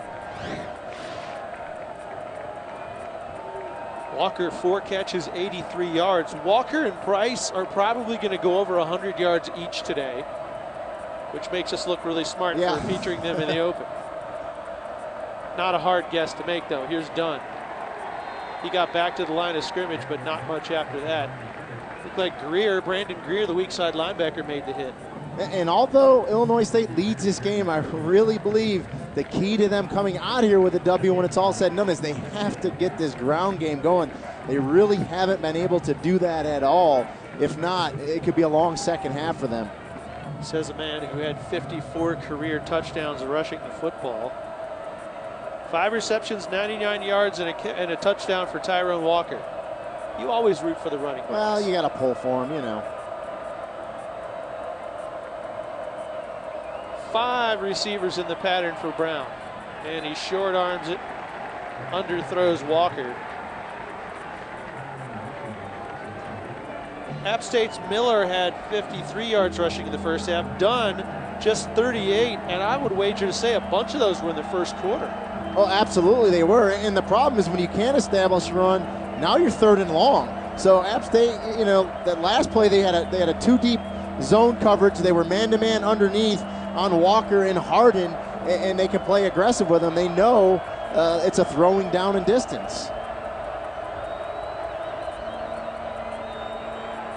No hit Hardin on the screen, but it doesn't go for much. Give him 5 yards as Joel Ross, the star backer for Appalachian State, kept that one from being a bigger play. And exactly what the App State defense wanted to do, 3 and out on a long 3rd down. They'll give him the underneath wide receiver screen, just come up and make the sure tackle, and it's a good start of this half to App State. So if you're a Mountaineer defensive player and you can make coverage on 1st down, looks like you're in pretty good shape. You're starting to solve the puzzle of the Matt Brown. Low line drive kick taken back at the 12-yard line by Tony Washington. He'll get out to the 20, and that's where App State will get the football first in the second half. SoCon standings this year. Appalachian State wins the SoCon for the 7th time in 8 years. They share it with Georgia Southern and Wofford, all 6-2. And those 3 teams all made it to the postseason, all playing this weekend. App State tied for first, ranked number 8, 12th total school history title in the SoCon, and 10th in the FCS in yards per game. The first title they've shared since '99.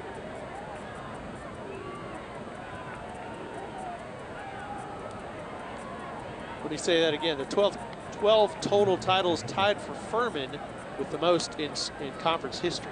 And the one thing about the SoCon, the Southern Conference, it is a physical, tough conference. And we talked to Coach Jerry Moore about it, and he said really his team was beat up as well as a lot of other teams in this conference, but it will prepare you for other teams around the nation. It's a very good conference, the SoCon. A lot of option in this league, and if you come out of here tested with that kind of lineup, you're going to do well in the playoffs. Georgia Southern and App State have won a bunch of titles. Jackson in trouble out of the backfield, caught. Back to the original line of scrimmage as Miller slides and catches, and they had all kinds of pressure on Jackson. Banks with the stop. Yeah, well, we talked about Colton Underwood. He is so fast off the ball, along with Nate Palmer. They get there in a hurry to force Jackson to throw that ball. Lucky it gets completed on that one. Underwood's younger brother, Connor, is a defensive end at Indiana State, and you see the ridiculous numbers up front.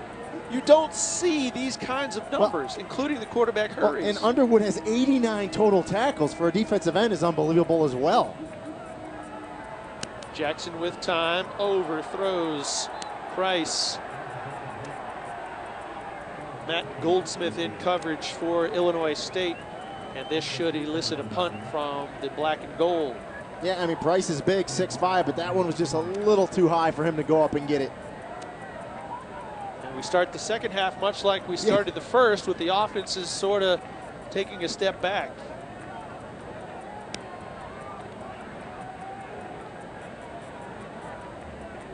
Hardin stands back at his 30-yard line as you see the punt formation. For Sam Martin, who has had a punt blocked this year. Fair catch on a very high kick, and ISU will start at the 36-yard line. 14-10, Illinois State. Just a few minutes into the third quarter. We will step aside and come back with the Redbirds getting the ball back with a 4-point lead up the mountains of Boone.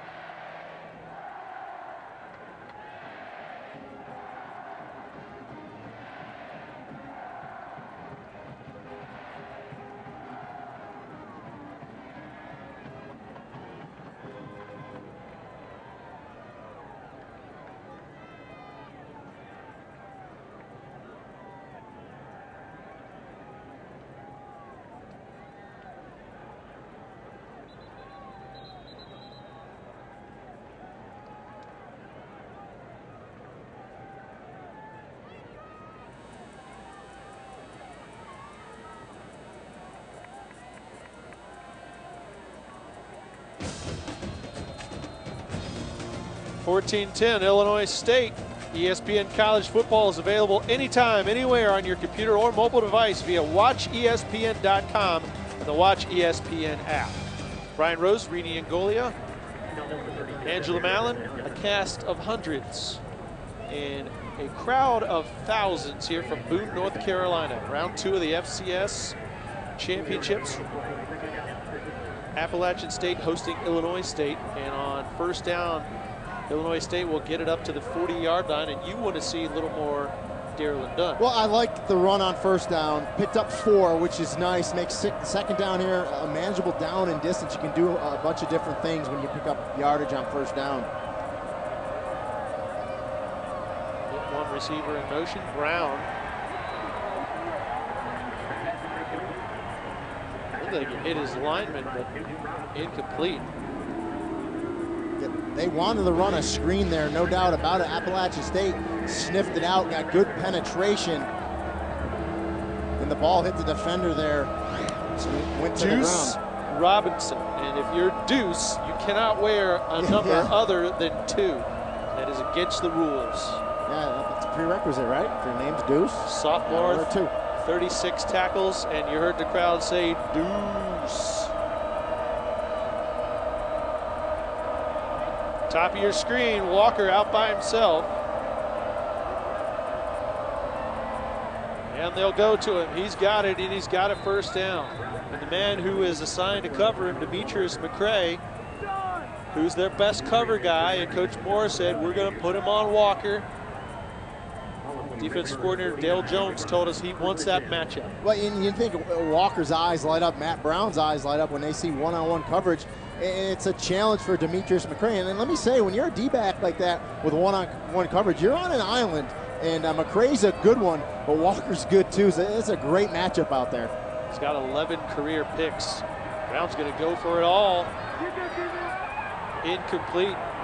And a late flag comes in. It's that same matchup, McCray against Walker. It looked like they both extended an arm, but perhaps he got pulled down at the end of this play. It was the back judge that made the call. It wasn't a field. Did you see that grab right there with that left hand right there? That's a great call by the back judge.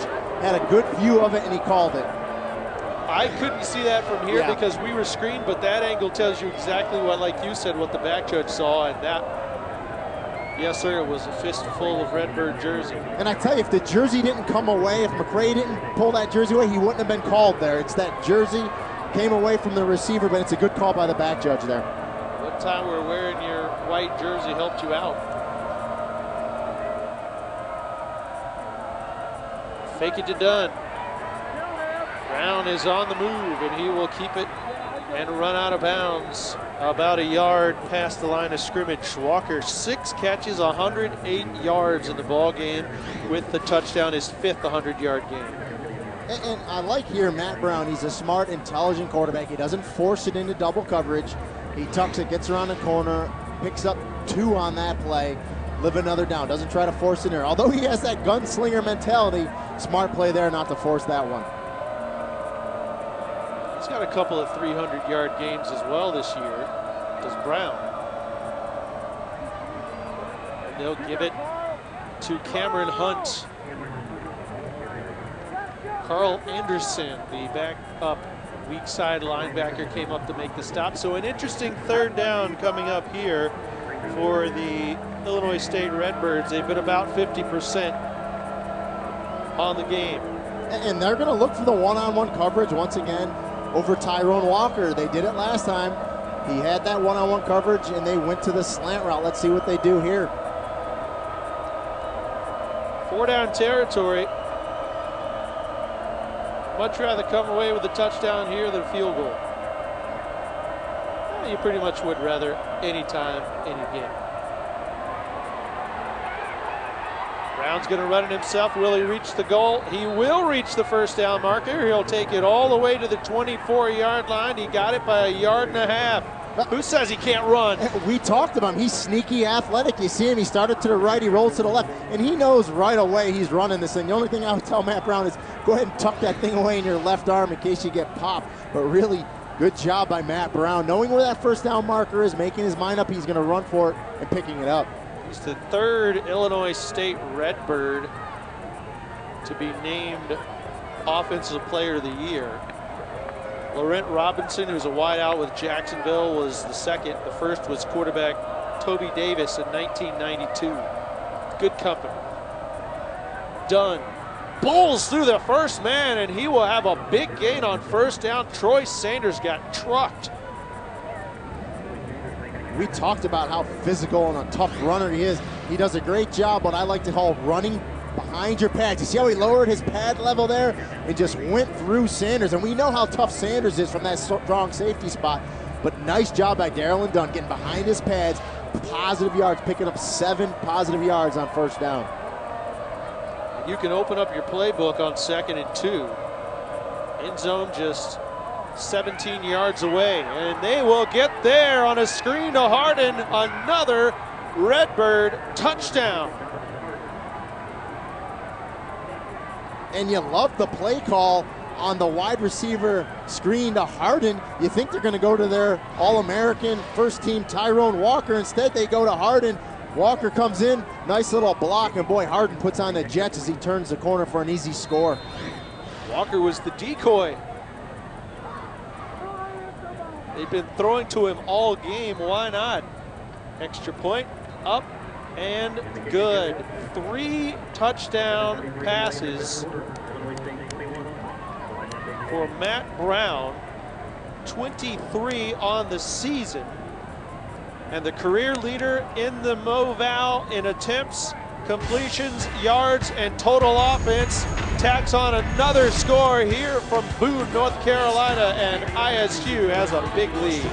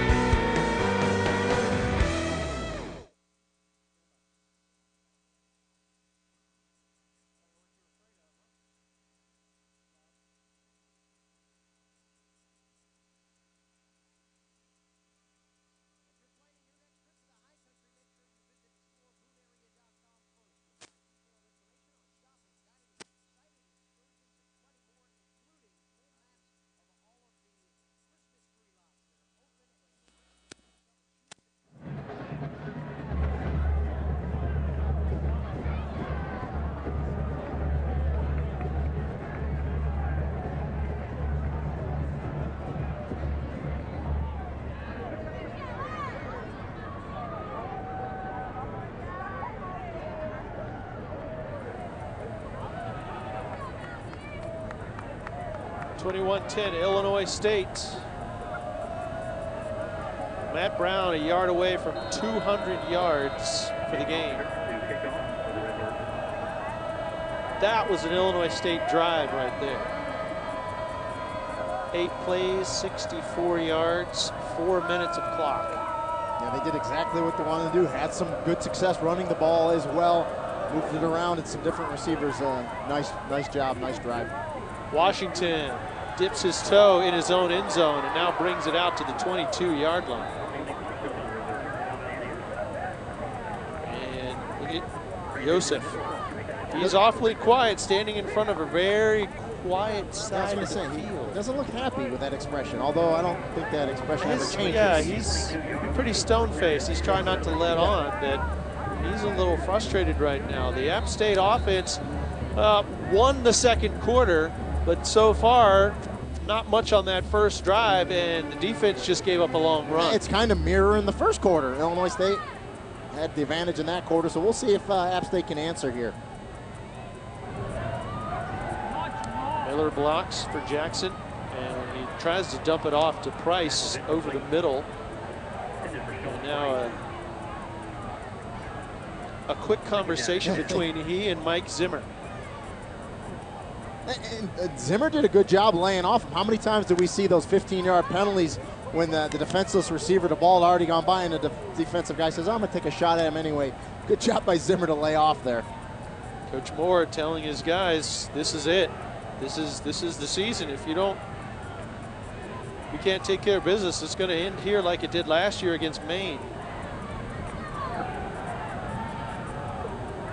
Right side, they'll find Price across the 25.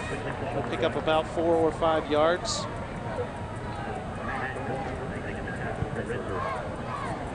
It hasn't been this quiet all day. No, it definitely is. And really, that's what impresses me so much about Illinois State is their record on the road, their ability to come into hostile places and play very well. Well, it's a long drive. They don't have nearly the fan support they would love to have, you'd think. But it's a long way from Illinois to Boone. Another big play to get the offense going. Well, this is a smash route. They run Peacock over the top. They run Price underneath. Really nice job. Let's go down to the field. Angela Mallon. Angela. Guys, it was a tag team effort between Chris Foster and Jerry Moore as they spoke to their defense saying, this is it. This is the end of our season. Can you look your teammate in the eye and say you gave it everything to stop that play? You need to ask yourself that, and you need to go out and play defense. Those guys, hopefully, if you're an App State fan, have a lot of time to let that sink in because the offense needs to keep the ball and score.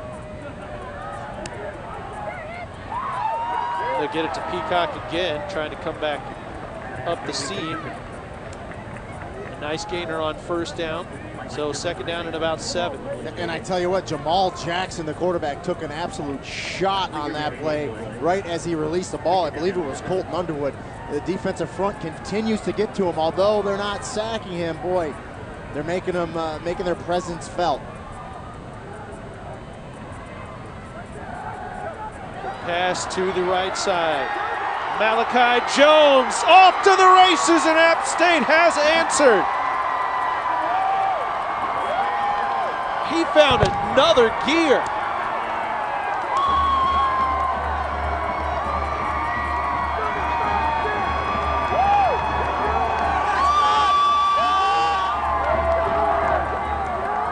Second career touchdown for the Z receiver, Malachi Jones. He's a freshman. I was going to say, you know, he's saying, well, Sean Price isn't the only great freshman on this team. Just a little bubble screen to the receiver, and right here is where you talked about, Ryan, another gear. He steps on it, and Illinois State does not have a chance at catching him on his way to the end zone. What was a 2-score game just got back to 4 points with the extra point up and good. He had 5 catches in his first game, the most in a debut at App State since '97, making his second career touchdown. These freshmen are having a big game for App State, and they need to continue if the Mountaineers are to advance to round 3.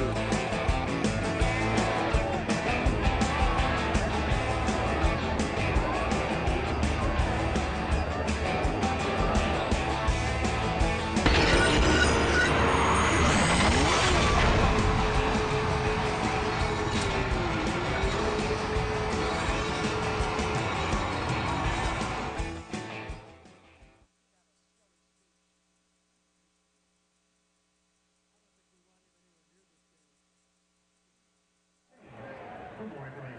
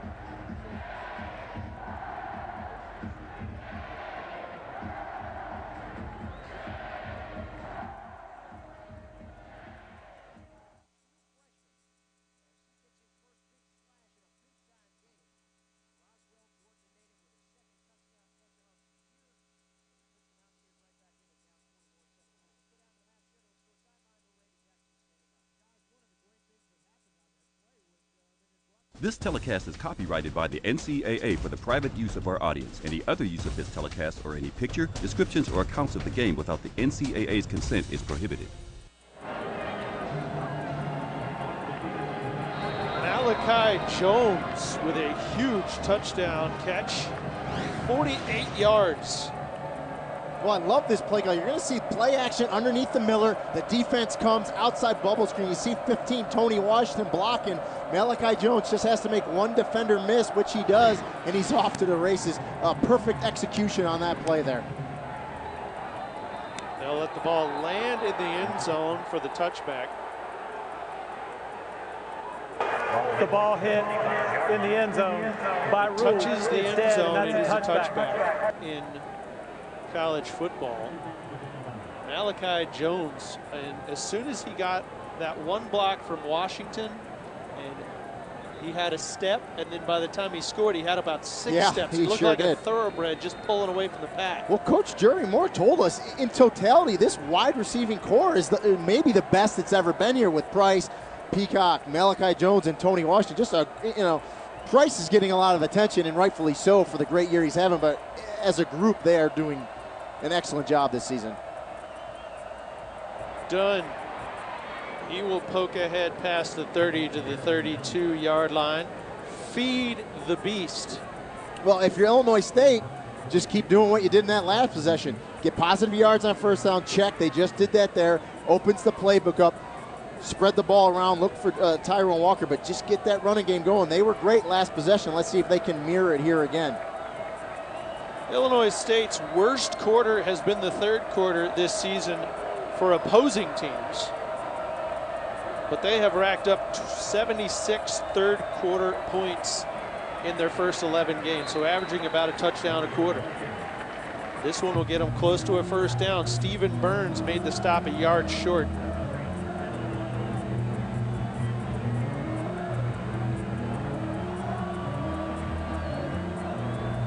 Appalachian State has been outscored only in third quarters this year. They've only scored 48 points in the third quarter this season, allowing 62. Here's Dunn.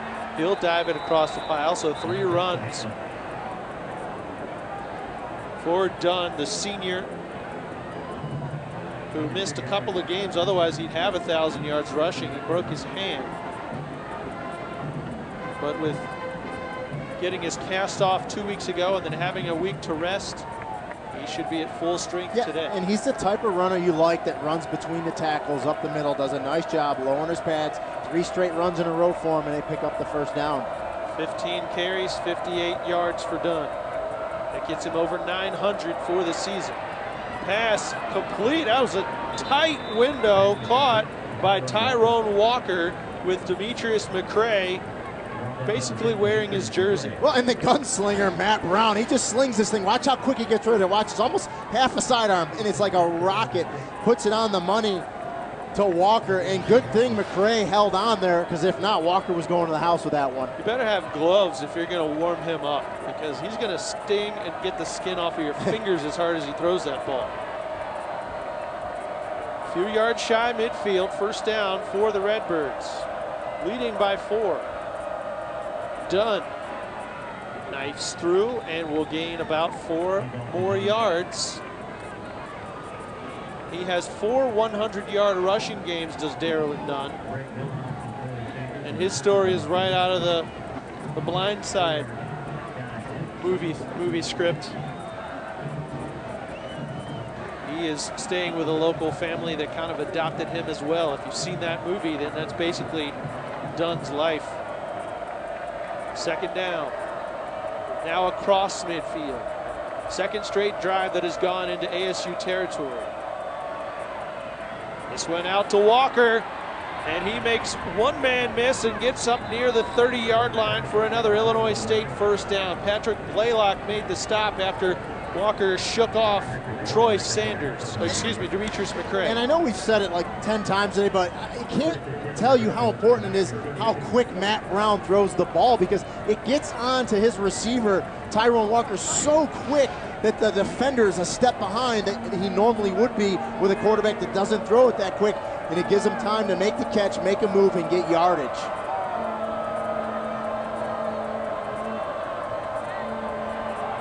Brown steps up in the pocket, goes down the sideline. What a catch! Walker! Over his shoulder. He had to have lost sight of that ball for a split second, but he lays out for a terrific grab. Are you kidding me? With that throw and catch from Matt Brown to Tyrone Walker, incredible. The throw was great, and as you said, Walker had to lose this ball for a second. He's draped by McCray with really very good coverage by McCray. The arm goes up. Walker, what concentration to make that catch.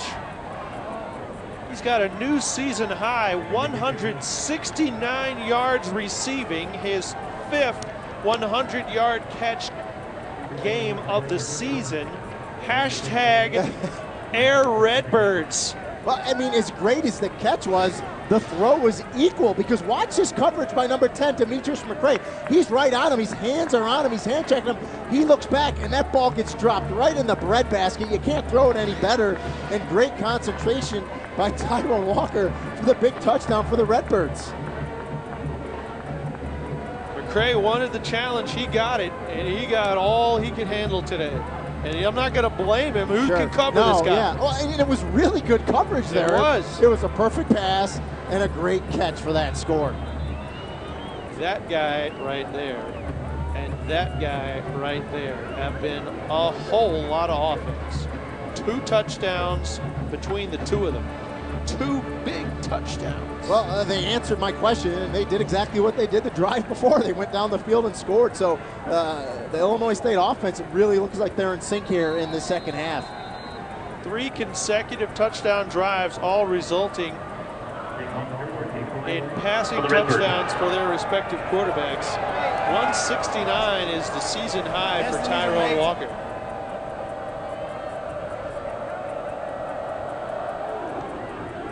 That one a 32-yard touchdown. And now at the 4-yard line, Washington past the 20 to the 22, and that's where App State will start their next drive. Kansas State's fantastic regular season comes to a close with a must-win finale in Manhattan as Colin Klein and the Wildcats look to secure a Big 12 title, an automatic BCS bid against Case McCoy and the Longhorns. Saturday Night Football presented by Windows 8, number 18 Texas and number 6 Kansas State. That's tonight at 8 on ABC. We are happy to be a part of your football watching Saturday championship week. SEC, ACC, Big 12, Pac-12, Big 12, Big 10. A lot of great football today. FCS round 2, more games to come tonight on ESPN3.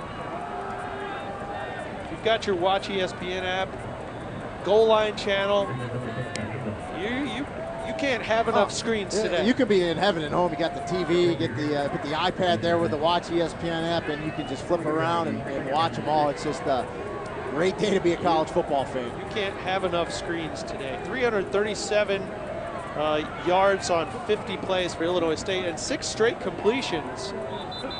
As I thought the right tackle jumped early there. 6 straight completions for Jamal Jackson. False start, 64 offense, 5-yard penalty, second down. Will Corbin, the right tackle, was nabbed for that one. Tony Washington is on the sidelines. Let's see what happened at the end of this kick return. Yeah, we'll see if we can catch it. It's just a middle return. He gets up right there. 27 rolls him. You can tell. And unfortunately, when you're a returner, you got guys flying in from all angles, and a lot of times you get rolled up on. Hopefully, it's just a little ankle twist there for Washington. Second and long, looking for his 7th straight completion. It is. Price catches it, takes a shot at the end of the play while he was still in bounds. Crowd not happy with it. Yeah, the crowd didn't like it, but when you're fighting for extra yards and you're a safety coming up, you're going to give that receiver a shot. So Price needs to know you either got to get out of bounds or go down. We're going to take a look at it here. Makes a nice catch, and I like the effort, the way he's fighting, but, you know, the safety's going to come up and hit you. 7, now 8 straight completions. Andrew Peacock makes that catch, and that'll be an App State first down. Sean Price has gone over 100 yards. He's got 9 catches, 104, and that'll be his 7th 100-yard game of the season. Mike Banks for Illinois State made the tackle on that last play, first down. Back to the ground, and Miller. He'll get a yard.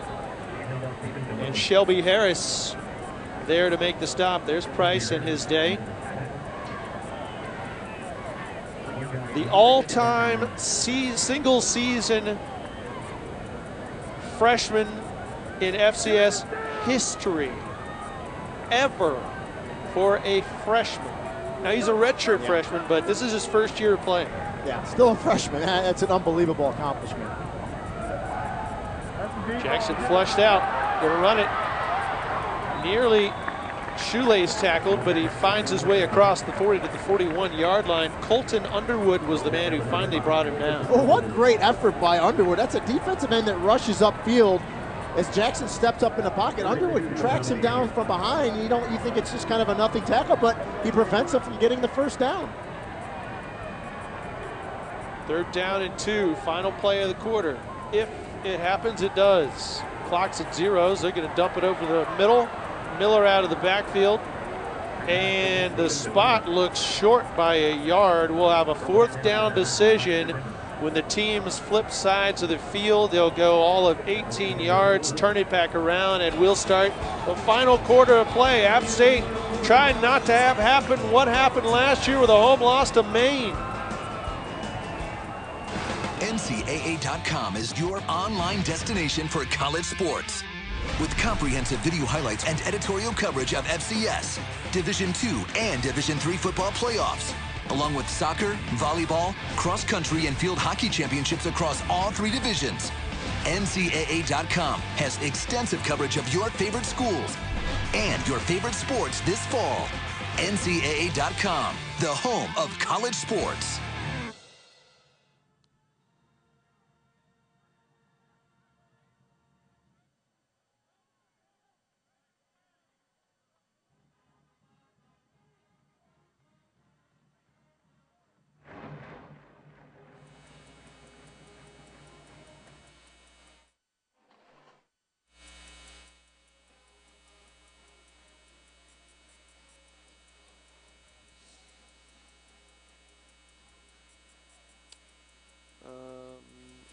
Did you see him come off slowly?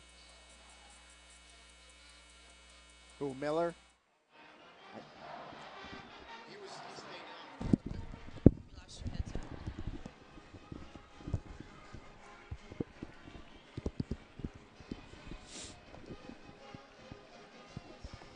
That was quick. Check, check, check, check, check. All right. Wow, this is much stronger.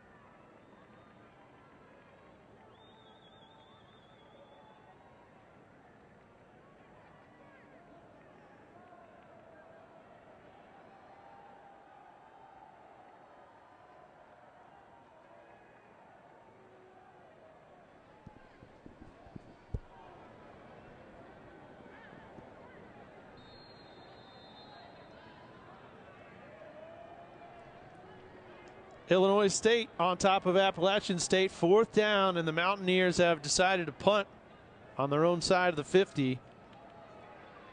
As we start the 4th quarter, a fair catch, and Illinois State will have it at the 14-yard line. We take another look at our brackets. Another game on our side of the bracket has kicked off. Sam Houston State, who I thought was going to win it all last year, taking on Cal Poly. Montana State, Stony Brook coming up a little bit later, and then even later than that, out on the West Coast, Eastern Washington against Wagner. The North Dakota State, South Dakota State game has kicked off. Wofford leads in the 4th quarter. So does Georgia Southern there in the 3rd.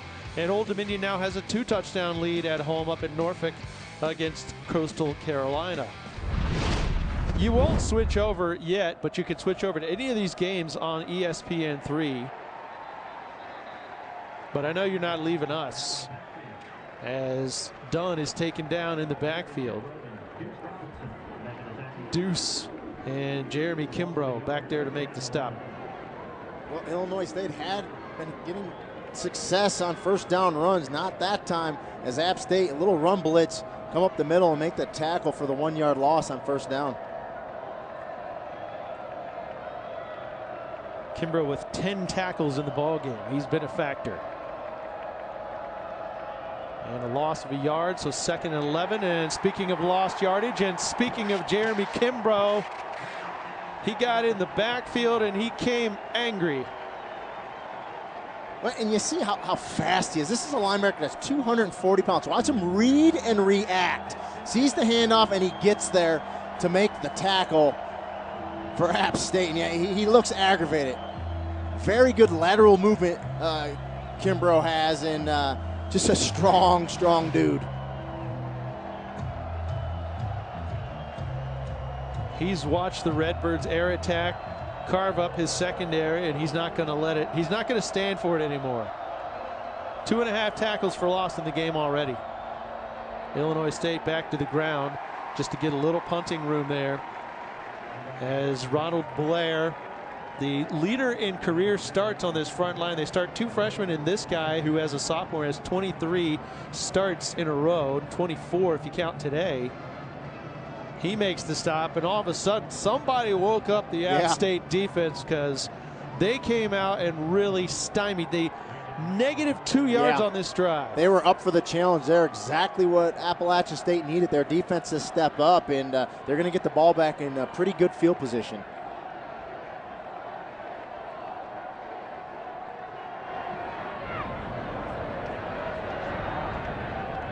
Kicking away from Bobo Bethard. Bobo Bethard, I should say, as Washington not out there to make the punt return. And the crowd really starting to get into it here, as Appalachian State will have excellent field position on the Illinois State 47-yard line. Reedy, you got to figure with a short field, they might be able to get in the end zone quickly and get this back to a ball game. Absolutely. Their defense did what they needed to do, got them back the ball. Now the offense, they just need that one play. Get a little spark going here. Plenty of time left in this game. Down 11. They just need that one play, get a little spark going. But it's one thing about this offense. They are very potent with these receivers. You get them to the ball, get them the ball in space, and they can make things happen in a hurry. They came from behind to beat Georgia Southern a few weeks ago. The question is, can the Mountaineers do it here at home?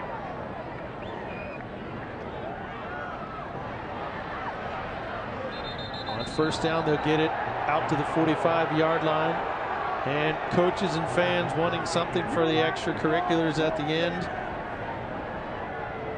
Not going to get it. Sean Price got it, though.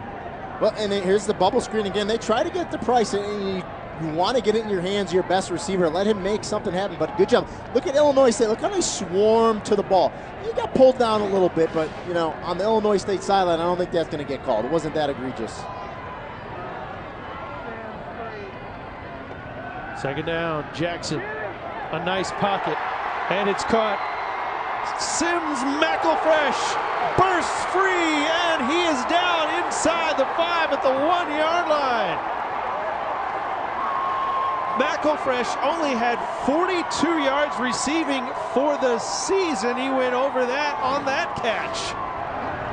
Well, he goes right down the seam. No one covers Sims McElfresh. And watch how good of a runner he becomes. Picks up a great block there. He fights for the pylon. Just steps out at the 1 yard line. The previous long was 13 yards. And he's in for Washington, who's out. Give him 46 on that play. And now they'll go on the ground to Takoi Sumler. I'm sorry, is that Rod Chisholm? Rod Chisholm got the ball, number 8. Mr. I Am Committed was trying to punch it in. He's still in the backfield. And they'll give it to him again, and he will score his second touchdown of the season. App State comes back again to get it within 5. Well, we talked about how explosive they are, how quick hitting they are with the big play to Sims McElfresh. And then right up the middle, just an inside handoff to Rod Chisholm. Does a nice job, gets low, and gets it in the end zone.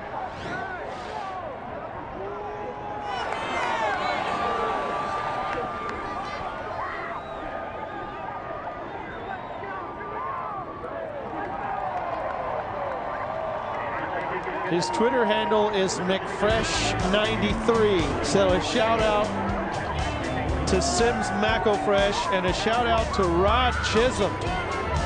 He went into the end zone and it's a 4-point game.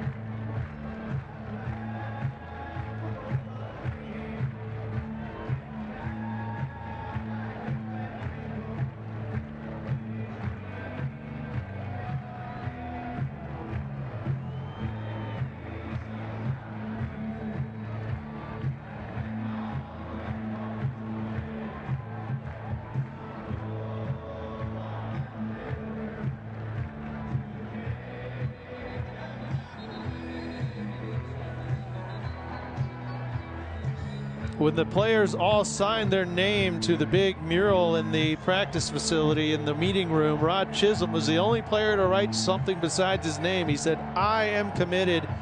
He was the starting running back at the beginning of the season against East Carolina. He broke his hand, and then Stephen Miller emerged. He was his backup for the rest of the year, and he gets in the end zone in the playoffs. And a spark. You got to say that's a spark for this team. Well, I love the fact that he wrote, "I am committed." The rest of his teammates took to that. They loved that he did it. And really, football is the ultimate team sport. You pull together as a unit, and they're all committed, no doubt about it.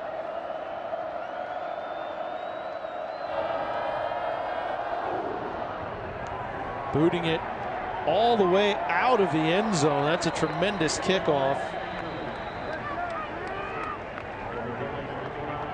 Total yardage now evening up a little bit.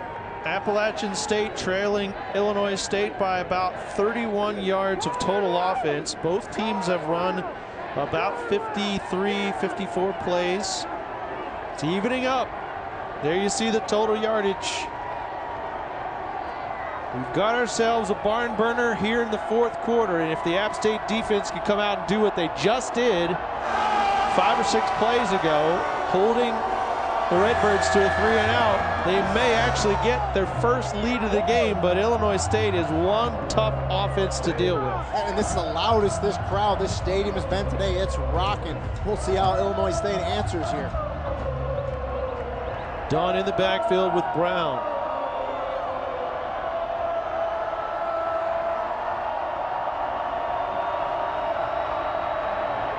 Brown goes through his progressions and now takes off, has a first down to the 45, 40, yep, right on the 45-yard line. Keeps the chains moving. They had everybody covered, but nobody accounted for Matt Brown. Again, sneaky athletic as Brown rolls out to the right, and he's such a good thrower of the ball, and he can throw it so quick that everyone was covered, but he just tucked it and ran. A nice pickup for Matt Brown.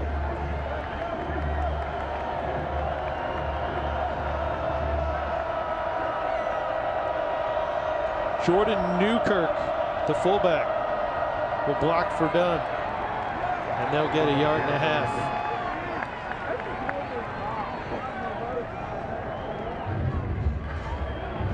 It's not enough to get Dunn coming at you. They'll send Jordan Newkirk 6'2", 240 in your face. I know we love this kid, this fullback. You know, he's first team all conference, and he's only carried the ball hardly any. He's got 4 receptions for the year, so you know he's a tough blocker if he's first team all conference without carrying the ball.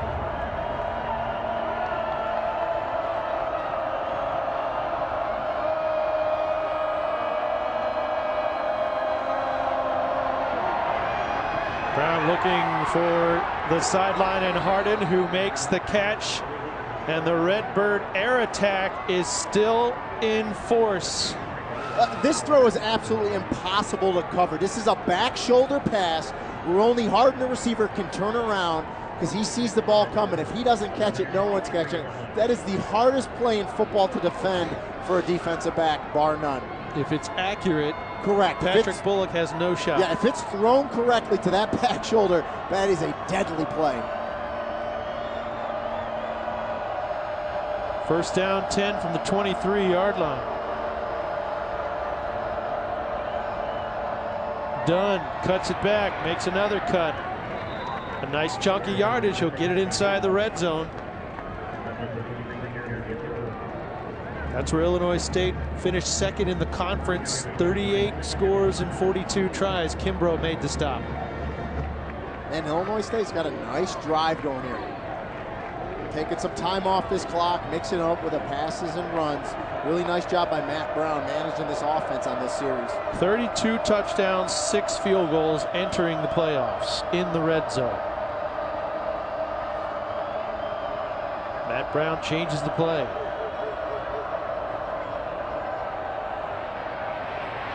And now he tucks, thinks about running it, tries to stiff arm, but Kimbrough's having none of that. Jeremy Kimbrough. And right here, this is where Matt Brown, he needs to understand, listen, I'm going to take a big shot here. Don't do it. Throw that ball away. You're outside of the pocket. Launch it out of bounds.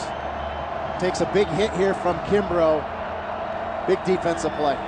Good athletic genes. His mom played hoops and his dad played on the defensive side, both at the University of Tennessee. 14 tackles, 3.5 for loss for Kimbrough. You know, and if they don't gain another yard here, it's going to be a pretty long field goal to try to put them back up by 7. 7 third down conversions in the game. Dumping out to Dunn and Kimbrough. No, sir.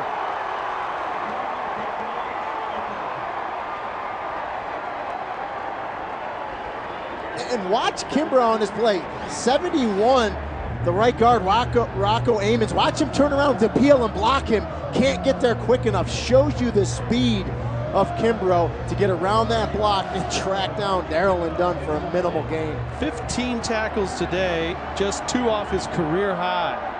And this is going to be a 41-yard field goal attempt by Nick Ossaker. It's on the way, and it's good. And that makes it a touchdown difference. 31-24. That's his 4th field goal of over 40 yards this season, and that makes it a comfortable 7-point lead.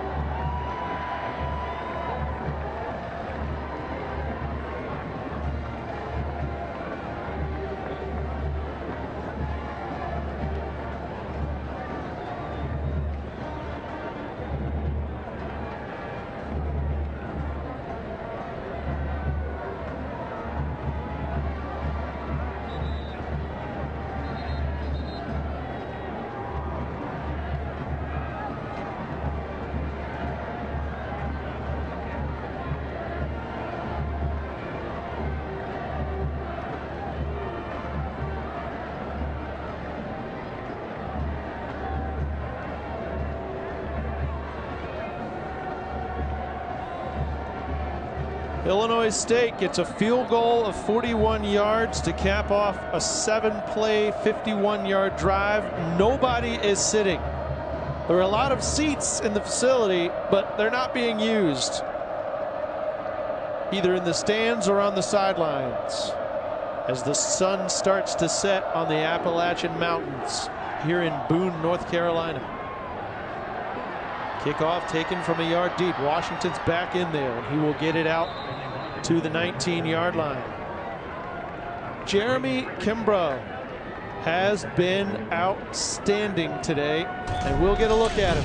He's everything you want out of a middle linebacker. He reads and reacts extremely quick, and when he gets to the ball, he gets there with an attitude, exactly what you want. Watch him track the quarterback, Matt Brown, down here to make the big play. And watch him, he beats the blocker, shows his speed. Just a great linebacker. Coming into this game, 128 total tackles, 9 TFLs. Well, he's added to that just a little bit today. 15 tackles, 2 off of his career high, and he has really come alive in the second half when Appalachian State has had to have him. Down a touchdown, they're going to the sidelines. It is caught by Price across midfield.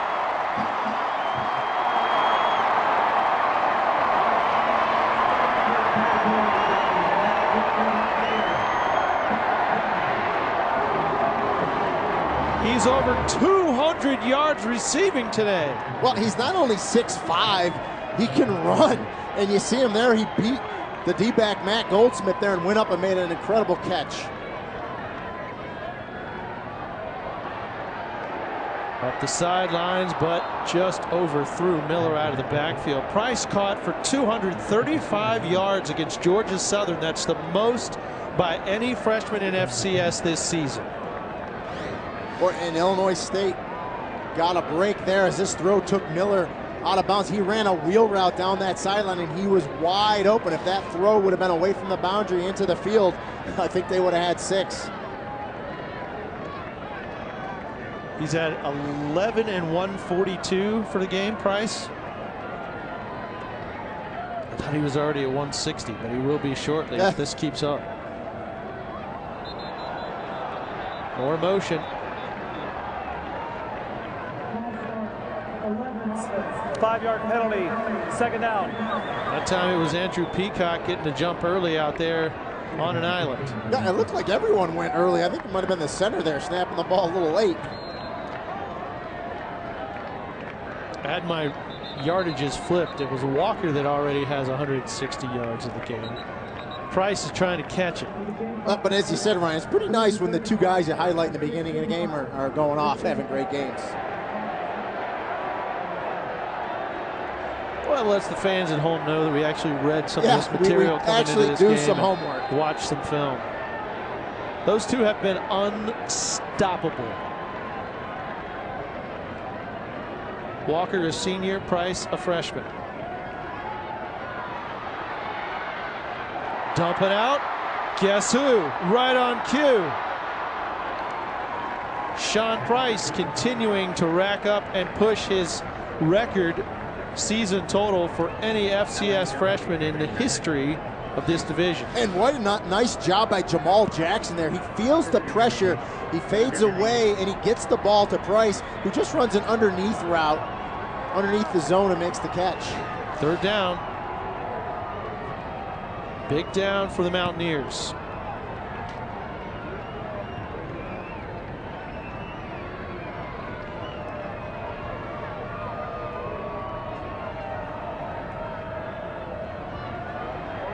Bit of a low snap. Jackson picks it up, fires in, complete, and a first down. Malachi Jones.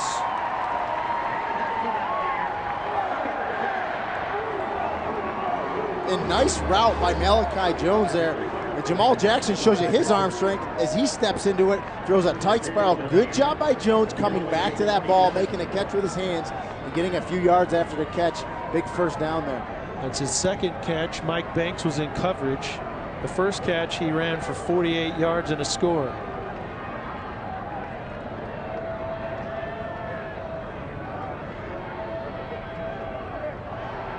A little trickery. They get it back to Miller, but the defense played very base and very disciplined there.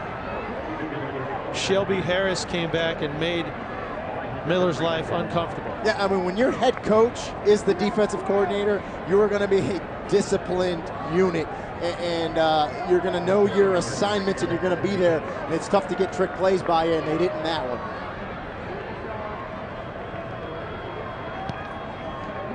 So 2nd and long for Appalachian State.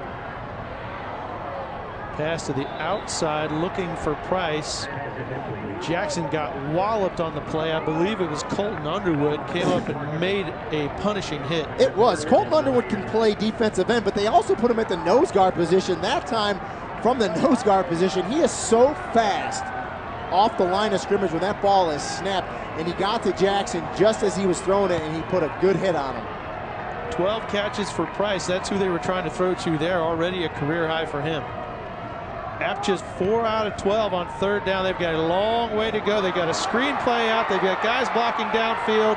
Miller gets it all the way close to the 1st down. It looks like he'll have it by a yard. Yeah, he's going to have it. The way he was running at the end, I'm not so sure he knew exactly where that 1st down marker is, because you got to put your head down and make sure you get it. But luckily, as he gets knocked out of bounds, he steps out just over the marker. 3rd and long doesn't ever seem long enough for this offense. Miller swarmed under. He'll lose a yard.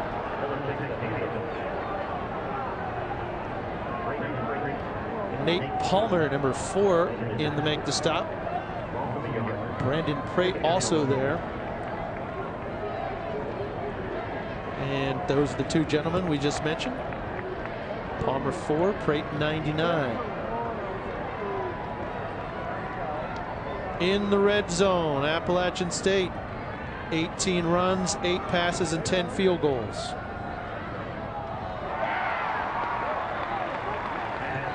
We got it to Peacock, and he'll get it down at the 10-yard line. Alex Donnelly shoves him down at the end of that play. They need 4 yards for a first. Yeah, and Peacock just runs an underneath route, underneath the zone. Good job. Picks up decent yardage there to set up a 3rd and 4. App State trying to tie the game. A touchdown at an extra point would knot us up with 3 minutes, 40 seconds left in the contest, and a timeout.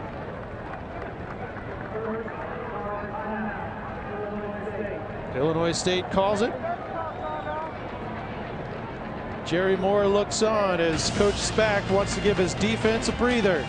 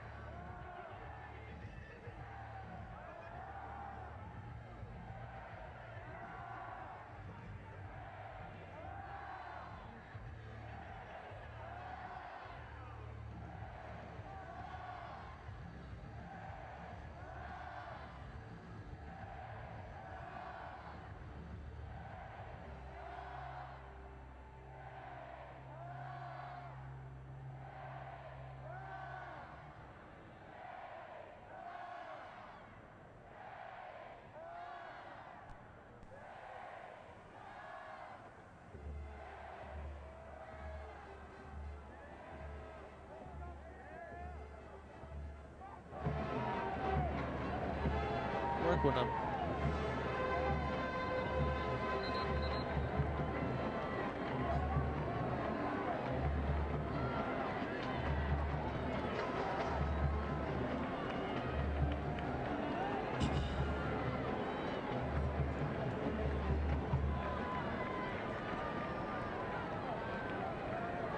It's not like you don't know going in who the primary receivers are, but between them, 21 catches and 319 yards receiving. Yeah, the only difference is the touchdowns, and I tell you what, Sean Price would like to put one on the board right here.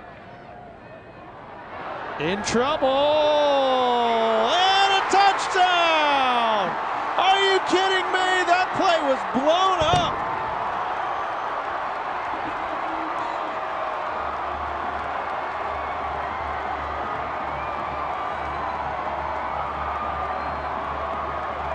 Drew Bailey's 4th touchdown pass catch of the season, the tight end. He's caught 3 touchdowns from 3 different players. And you're going to see it here. It was a direct snap like a wildcat, Andrew Peacock, and he floats it up. And Bailey does a great job coming back to that ball as it was hanging there to make the catch for the touchdown. Peacock on the throw. It's the 2nd time he's hooked up with Drew Bailey this season. And he was in the air, almost on his backside. And with the extra point, it's tied.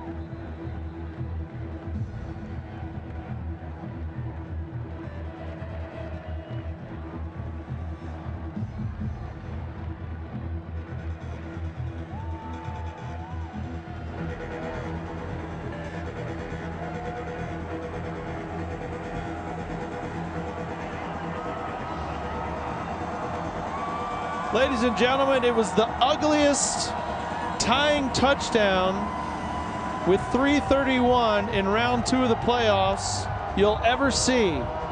But it doesn't matter. That's right, it counts. Because the game is tied at 31 on Andrew Peacock's 2nd pass attempt of the season. They have both been touchdown passes, both caught by Drew Bailey.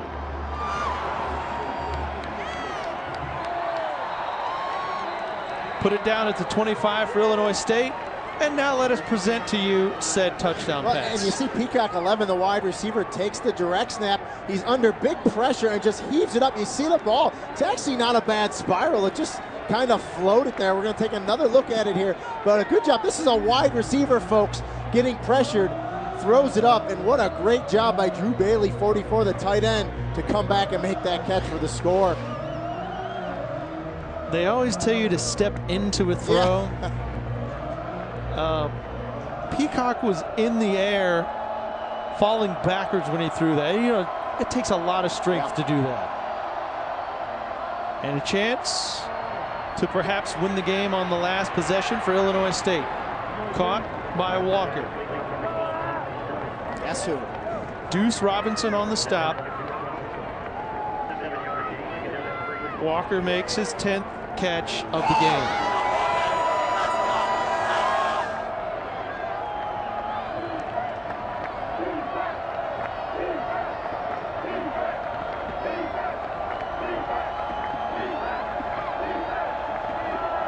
Only the App State offensive linemen are sitting at this point, and they deserve it. Done in motion. Brown overthrows Walker. Appalachian State's 3 losses came this year when they were trailing at the half. They were trailing at the half in this ballgame. But really, this defense has played great in this second half. Other than a few plays they have given up to Illinois State, they've been putting good pressure on Matt Brown. They got to him there, causing a high pass and a huge third down play here. We should also point out Illinois State has not lost on the road in its last 7 football contests. Flags. Looks like motion or an early begin. We'll get the right tackle, Jermaine Barton. That's the 3rd time he's been called for a false start in the contest. And so on 3rd and long, it's now 3rd and longer. Yeah. And it does, it changes the play call up. Obviously, what you would have ran 3rd and 3, significantly different with 3rd and 8. So they're going to huddle up here, come up with a different play.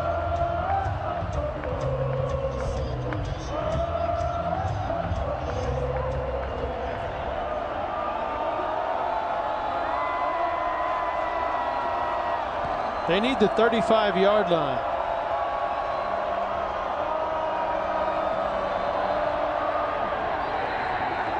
And flags again.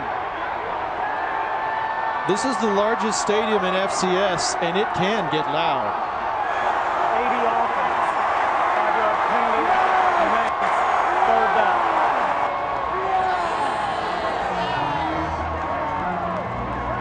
Well, they went from 3rd and 3 to 3rd and 13, so they've made it considerably harder on themselves.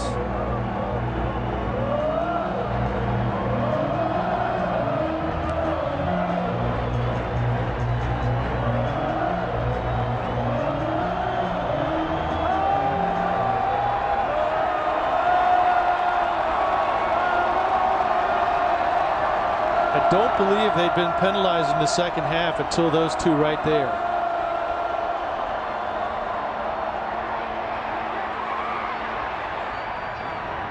Overthrows Walker, and the App State defense gets a critical stop.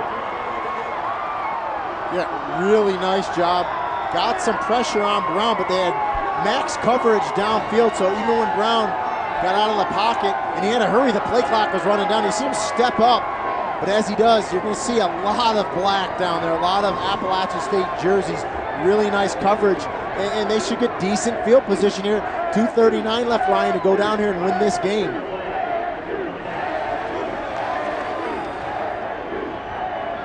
Bobo Beathard stands at his own 40-yard line, ready to receive this kick, and a great camera shot there. And he'll take it back at his own 25. And App State will get the football at the 28-yard line. Is there any magic left? They've been behind this entire game until about a minute and a half ago. The Mountaineers have climbed the hill, gotten it tied, and have 2.5 minutes to win round 2. Illinois State, which has not lost in its last 7 road games, hasn't been to the playoffs in the last 4 years, can make a memory here as well.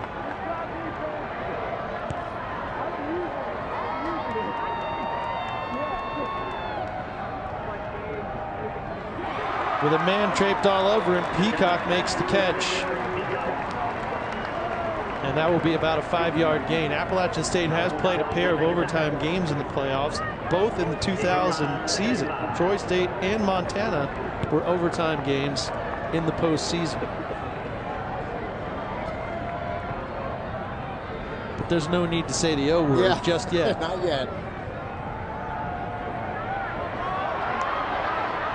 Jackson has to eat it.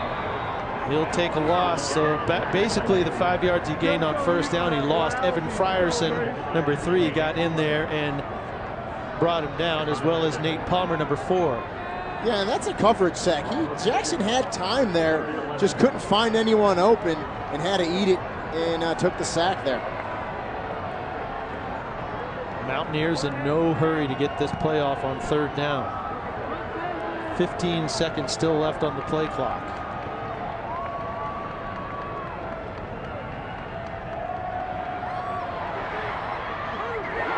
Caught near the 1st down marker. They look like they're going to spot a 1st down for Peacock. Ben Erickson made the tackle. Well, watch the route by Peacock. Again, he did it earlier in the game. Right on the marker. He knows where he has to go as he bends it back into the line or into the field of play, and a nice throw by Jackson. And they are right on the marker. They are going to measure this. But I tell you what, Ryan, I think he's got it. It looks from here that he does. And a great route, knowing where the sticks were for Peacock, who has made both catches on this drive.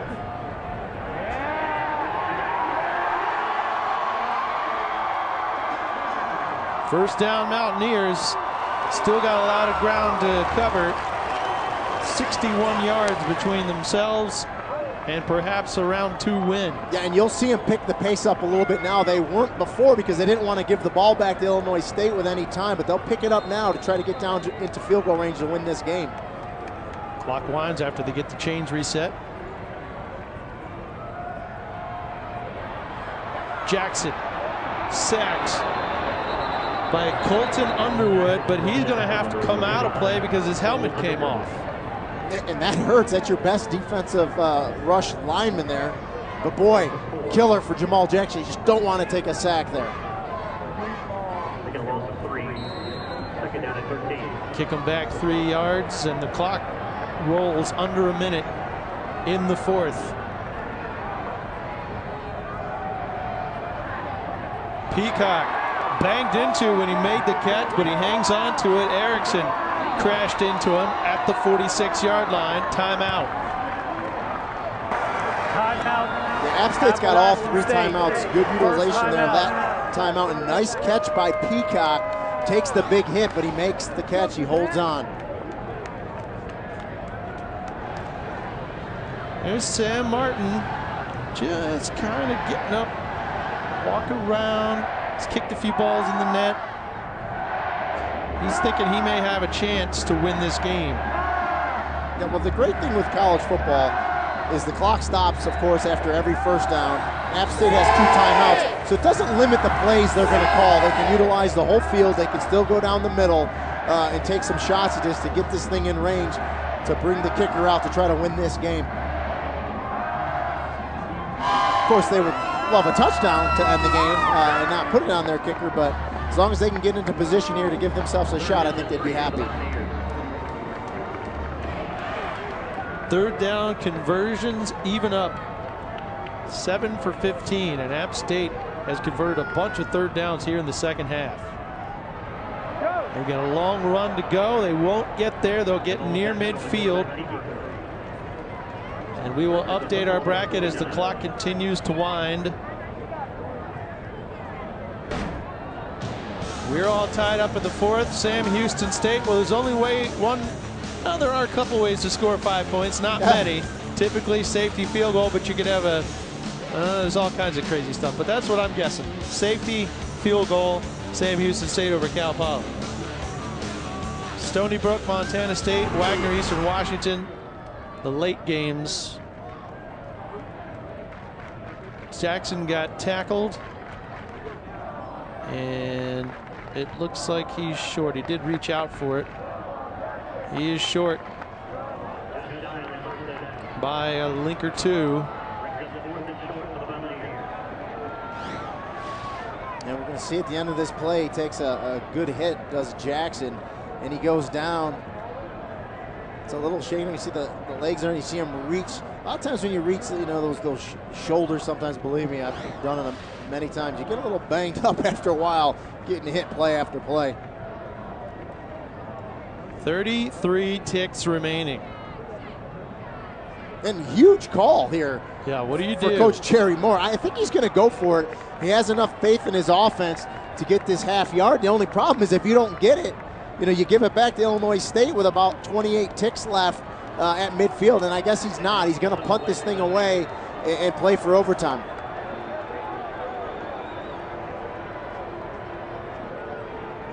And, you know, and the fact that Jackson was a little banged up on that last play might have played into the decision of Jerry Moore there. Yeah, if you don't make it, they have a short field. You only need a field goal. Yeah. So I kind of agree with this choice. You're playing for overtime. Illinois State's not going to stop the clock. As long as you don't get the punt blocked, you're in good shape. Fair catch at the 18-yard line. 1 second left. Whose defense do you like in OT? You give these teams the ball at the 25. Yeah. Nobody's really stopped anybody down there except for the interception, but that wasn't in the red zone. Yeah, and you know, in overtime, like you said, you get the ball at the 25, it shortens the field. Sometimes that limits your big playmakers on both sides. It'll also be interesting to see what happens in the OT. 5-2 is App State all time in overtime.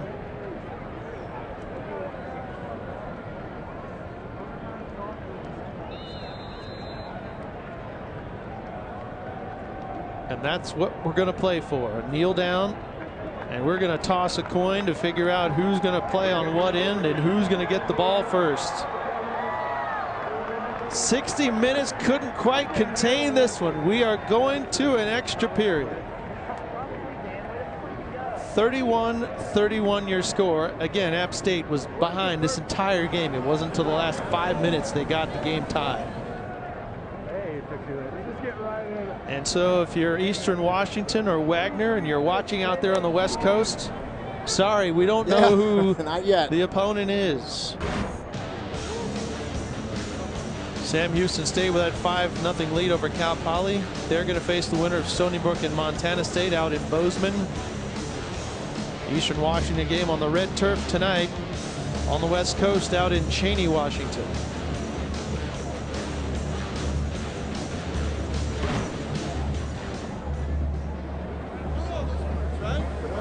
So if you win the toss, what do you want to do? Well, you defer. I mean, 99.9%. It's probably 100% of the time. If you win the toss, you defer. You put your defense on the field first. This way, if you can stop the offense, you know exactly what you need to do when you get the ball on offense, whether it's a field goal or a touchdown, to win it or send it into a second overtime.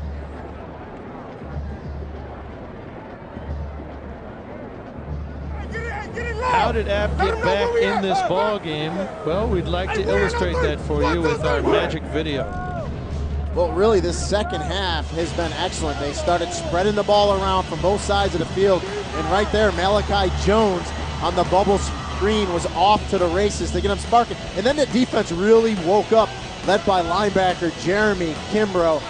And there was Chisholm with the run up the middle for the big score. And here's a big play to their big playmaker, Sean Price, SoCon Freshman of the Year.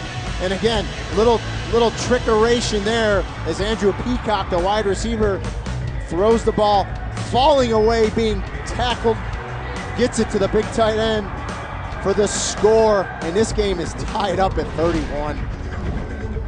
The most unlikely game-tying fourth quarter touchdoam pass by a wideout lined up in the Wildcat in the second round of the FCS playoffs I think you'll ever see. Am I going out on a limb by saying that? No, and give Drew Bailey, the tight end, a lot of credit. That ball just kind of floated there as he came back to secure it and make the catch right at the goal line.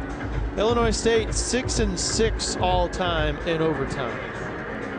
So we got the all-time stuff out of the way. None of that has any bearing on this game. They beat Eastern Illinois in 2 overtimes earlier this season, did Illinois State. The Appalachian State did not play an overtime game this year. They played a lot of close games.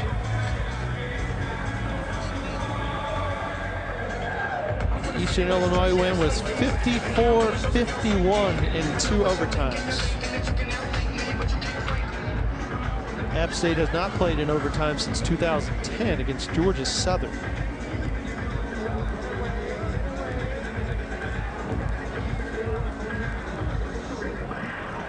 Overtime last night in the MAC championship game. That was a pretty good finish. And that was a huge game. I mean, Northern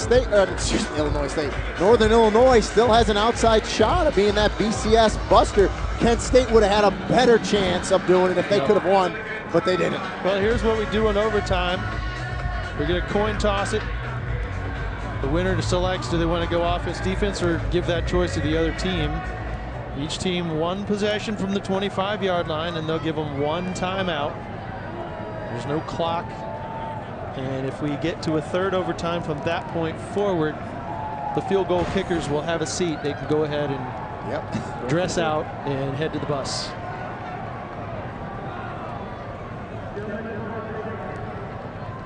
You'd not have it any other way, would you? No, I mean, really, two great teams. Both have played very well today. Fitting that it's 31-31 and we're going to overtime. It'll be 1st and 10 for someone on the 25-yard line. Both teams are afforded at least one series possession in overtime. Both teams have one timeout per overtime that do not carry, and your timeouts from regulation did not carry to overtime as well. If for some reason we get to a third overtime, only a 2-point conversion scores points. The kick does not. Both coaches still have one challenge remaining on instant replay. Okay, Illinois State, the visiting team, will call the coin toss. The 2009 championship coin football is heads. The word NCAA is tails. What's your choice? Tails. The choice is tails. It's heads. Appalachian State has won the toss, and your choices are offense, defense, or what end of the field.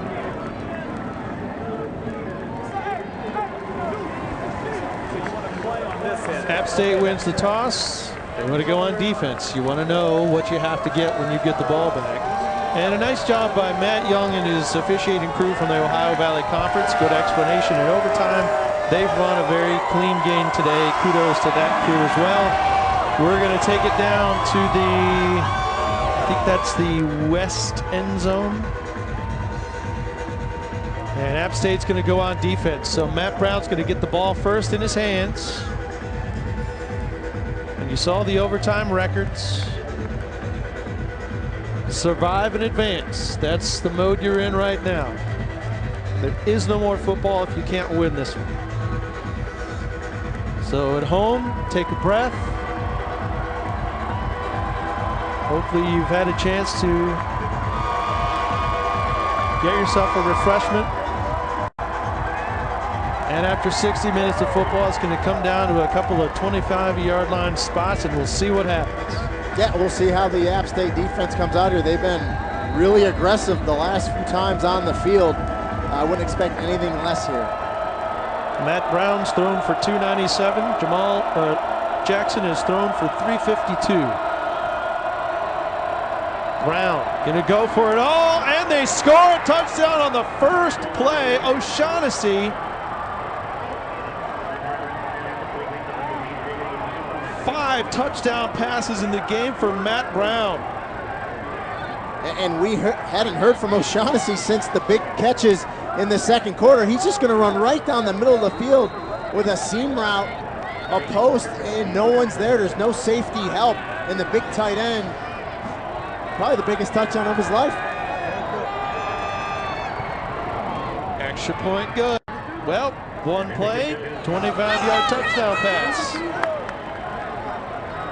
James O'Shaughnessy, he had 1 touchdown pass all season, and he's got 2 in the playoffs. And that sophomore has got a big career ahead of him. We almost believe there had to be a mix-up, a miscommunication on that coverage, because he was wide open. He got behind all the App State defenders there running that post pattern, and he was wide open in the end zone. A little pitch and catch between Matt Brown and James O'Shaughnessy.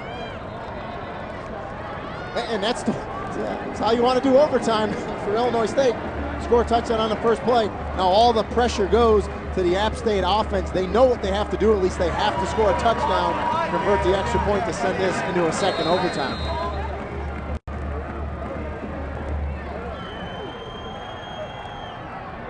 So App State now goes on offense. A touchdown is a must.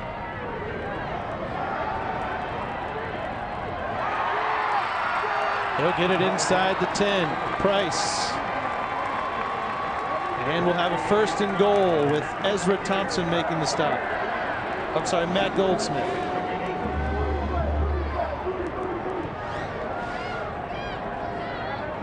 First and goal from the 8. You've got 4 downs to get it in there.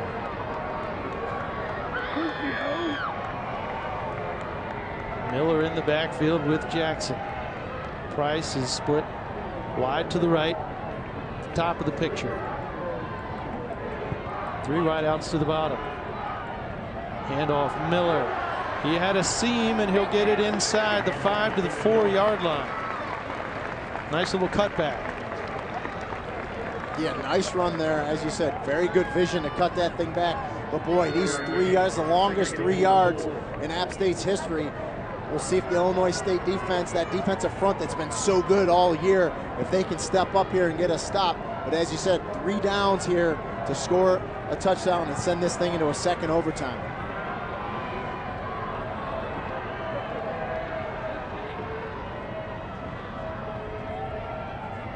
Jackson surveys the defense, fires, caught, touchdown, Peacock.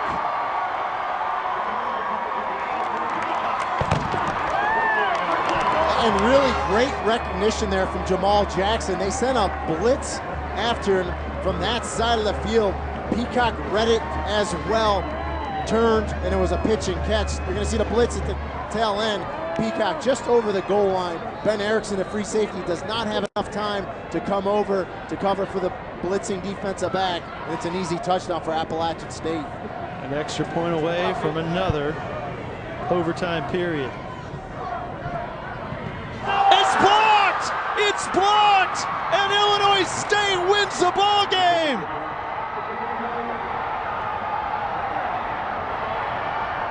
That's unbelievable! A blocked extra point gives Illinois State a ticket to round 3.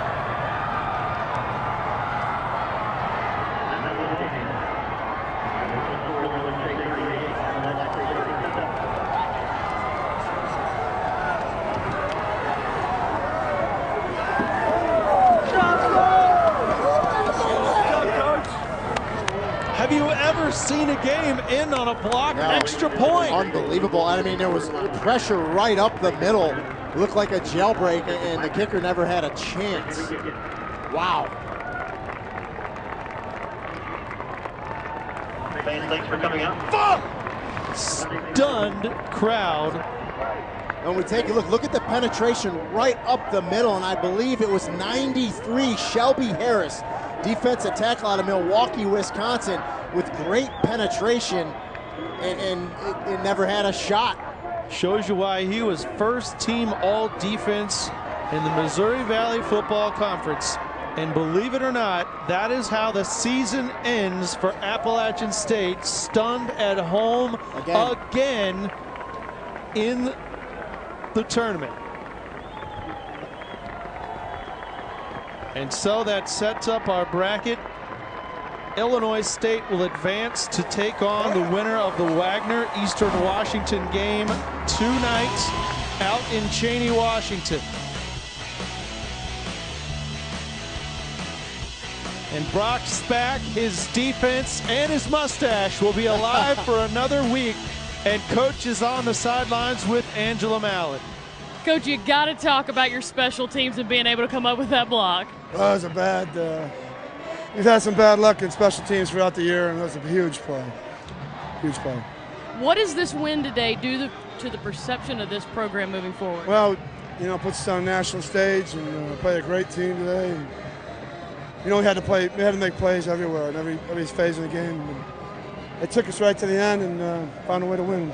Let's talk about your team keeping their composure when this whole game App State was behind and then came back. What does that say about this team? They're mentally tough, you know, and I'm really proud of them because this is a tough environment to play in. It's the toughest environment we've been in a long time, so it's very proud of them. Coach, thank you for your time. Ryan? Wow. Hashtag wow. Yeah. Totally impressed with Illinois State to come into a tough place like this. They are now 6-0 this season alone on the road. That's unbelievable. A blocked extra point in overtime ends the first game for App State and Illinois State in the playoffs round 2. That's a final. Illinois State beats App State in overtime 38-37.